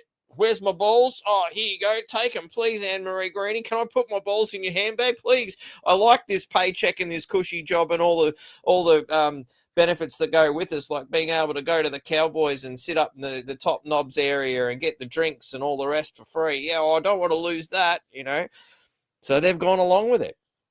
Well, Mark, and they've made a huge example out of Troy. And I think what we're seeing here is definitely to make sure anybody else who is considering stepping up, that we've made one hell of an example of someone like Troy and various other council members, because he's not the only one. There's a few others around the country that I'm starting to learn about that are also suffering the same thing because they're not playing the game the way they're supposed to. They're not doing as they're told. So they're making an example of them to make sure that nobody else steps out of line. Yep.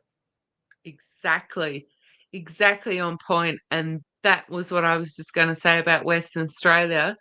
Not only through what we've seen over the past few months, well, actually it's been much longer than that, but over the past few months with Port Hedland in Western Australia and even Nedlands. I mean, this is a completely innocuous council. Nobody around Australia would even know about it. We've had another council in Western Australia, Nedlands, who wouldn't go along with what the government wanted to do with the land in that council. That council didn't want to do what the government prescribed with that land. It has nothing to do with anything that we talk about, but it's another proof to the pudding that if the councils don't toe the line, they call you all inadequate and all the rest of it. But it just goes to show you that it is no surprise. It is no surprise through my coverage of the DNA contamination of the Pfizer and Moderna products, the first motion that was put forward from the Port Hedland Council, and then the resulting councils, whether the motions put forward from the constituents, the councils, whatever it might be, and you can see the counter arguments to whatever motion might be to put forward or not, is that it always comes back to, and they will never explicitly say, the Labor Party has told us that we can't vote yes to this. That is what they never say. But we know through their words, we know through their actions that they don't do what any person with a functioning moral compass would do, is to say, right, we need to halt it, we need investigation. Fucking, God, that needs a couple of questions, even if I don't know what the hell is going on. Can we just have a look-see? No. And the sniffy thing about it is they never say, we can't do it because the Labor Party told us. No, they always say, oh, it's not in our remit.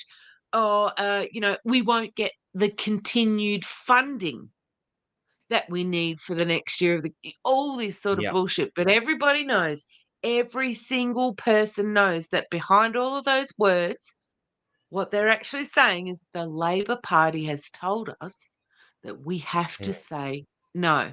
And so we're actually coming up to this kind of tumultuous kind of the tip of the berg, the end of the cliff, where Labor, if they're not very careful, because we're coming up to our local government elections in Western Australia, and we can tip it because, thank the Lord above, we have former councillor Adrian McRae in Western Australia. If anybody can tip it in Australia in regards to local government, it's Adrian McRae. So they're in a really tippy-toppy precipice point right now, and I cannot wait. I cannot wait to see what's happening.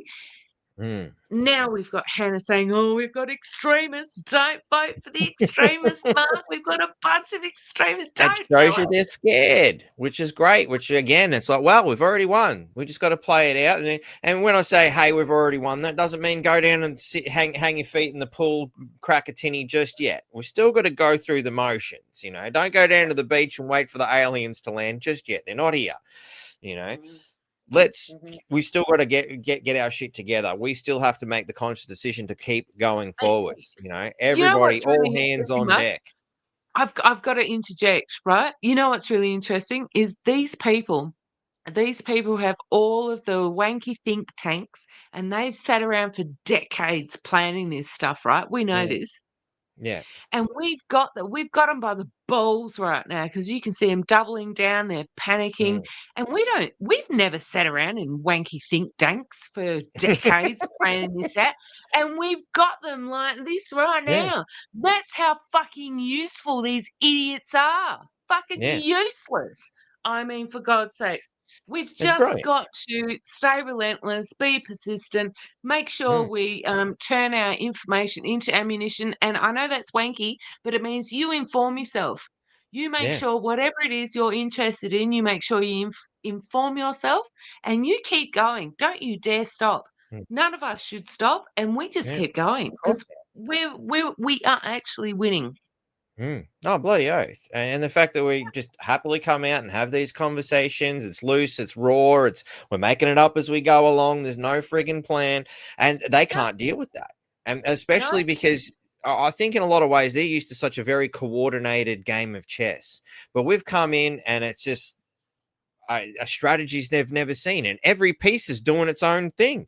We're not moving as this united front because it's not a physical battle. So we don't need to go right. Everybody stand in a line. Let's get Roman on this one and make a shield wall. Go, and like we're actually just going. Oh well, if I go and do this and you go and do that, let's just see what happens.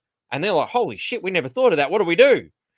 Can you imagine, Mark? Can you imagine, right? Because I've spoken many times about this. I just did it on the international COVID doctors thing I did the other night, and probably with James. We're always on the defensive, right? Things Mm, come at us, and we're like, okay, what are we going to do? You know what? And just like I've said, we don't sit around in wanky think tanks for decades mm, trying to figure this stuff out. We're fucking clever people, right? Can you imagine if we sat around and we know what they're going to do? They've already fucking told us. They've written books about it. They've yep, done brag. symposiums about it. We know. Can you imagine if we actually got our shit together? I'm not just talking about Australia, Yeah. worldwide, and I've put this idea to people who just go, well, how do we do this? And I'm like, well, anyway, can you imagine? We just all got together and go, well, we know what the fuck they're going to do. Mm. Can we just make a plan right now? Can we just do this right now?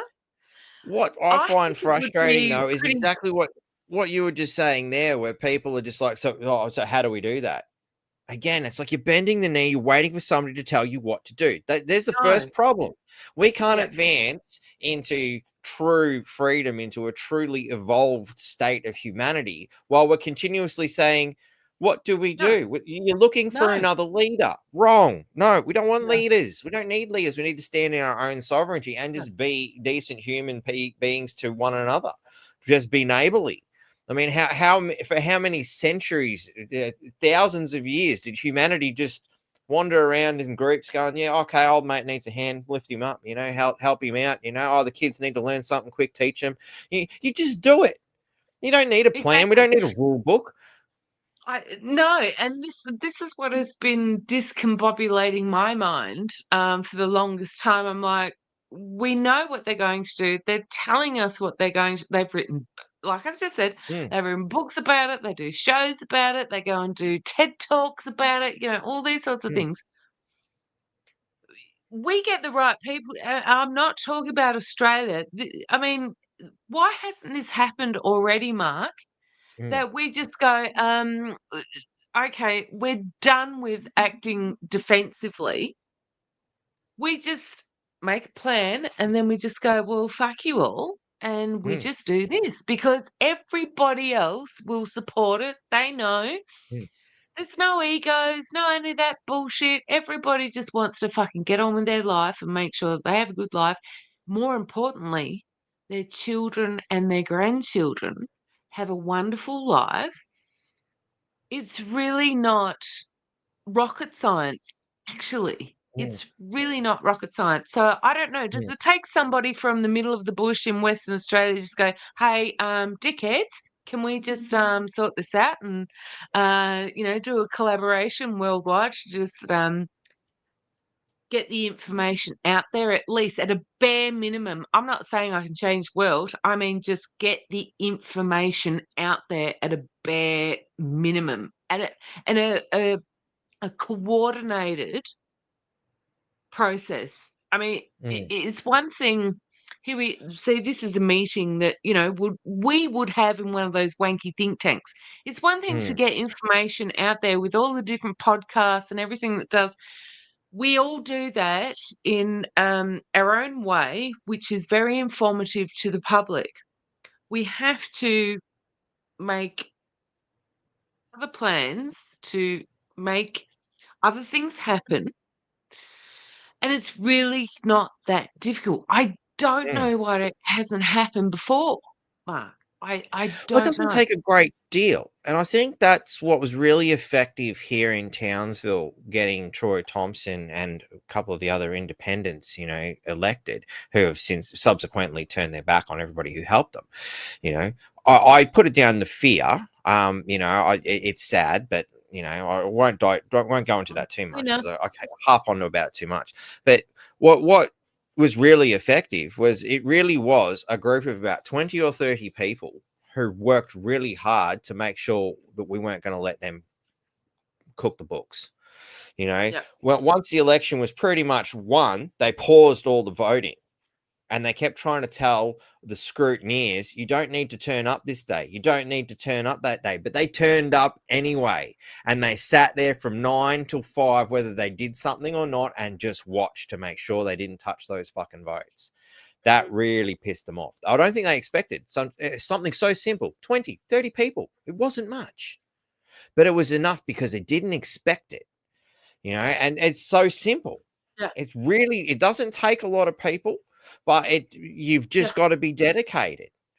I've just popped up on the bottom of the screen. Wonderful comment from Tash. Problem is, there's plenty of egos and heaps of infighting. People can't even support another's protest. You're right. It's absolute nonsense, complete nonsense. And that's why, Mark, I think you're the same. I can't speak for you, but I keep out of that nonsense because it is absolute nonsense. And it's not that something shouldn't be newsworthy, and then we talk about it, fine. But as far as carrying on with that stuff, you're right, Tash. I think it's bullshit. Yeah. And that's what these disgusting creatures rely on, is that everybody gets bogged down in that bullshit. And I know certainly that is one of the wonderful things about Cafe Locked Out, Mark, is that we don't make get tar and feathering bogged great down. again. That's Make anyway. tar and feathering great again. Yes, I agree. That's one of the wonderful things about Cafe Locked Out, is we don't get bogged down in that stuff. I mean, we have what, 13, 14, 15, 16 streamers to Cafe Locked Out. We don't do things like that. And I could say it's on purpose, but I don't even want to say that. I think it's just innate in all of us. Yeah, it's just our We nature. don't do that shit, right? Because we're not interested. We just want to talk about what the fuck's going on, the truth about what's going on, and do we have any solutions or a movement to making everybody's life better, or your experience of your life being better.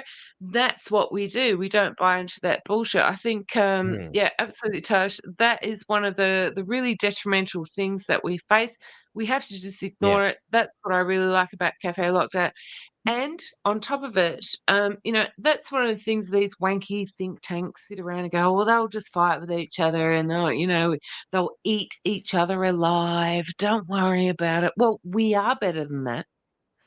We do have better ideas. We know what they're doing, and we can move forward. We just have to fucking get together and do it. I think the good thing about the whole ego thing, when it does arise within, various different groups and whatnot, the people themselves cut them back down. Just like, no, you're being an egotistical fuckwit. And whoever's, trying to be the tallest poppy, well, we have Australian tall poppy syndrome. We cut them down. It's just like, no. It's just a natural thing. We're not going to let somebody sort of rise above as a general rule of thumb. Somebody starts, getting a bit out of control and being too egotistical. We kick the stool out from underneath and get back down, dickhead. You're just like the rest of us. It's just our nature. It's what we do, and I think that's one of the things that I think it hasn't completely kept the love of freedom movement in check, but I think it's helped because everybody who has gone out of over the top has been knocked down and usually humbled by the rest of the crowd going, hang on, dickhead, that's not how we roll here. No.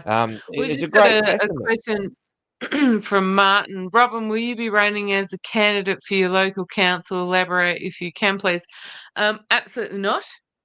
I have considered running for council, and I have considered running for government in Western Australia. And the reason why I've had to make the decision, no, I will not, is because the job that I found myself doing, which is independent media, requires me to try to be independent.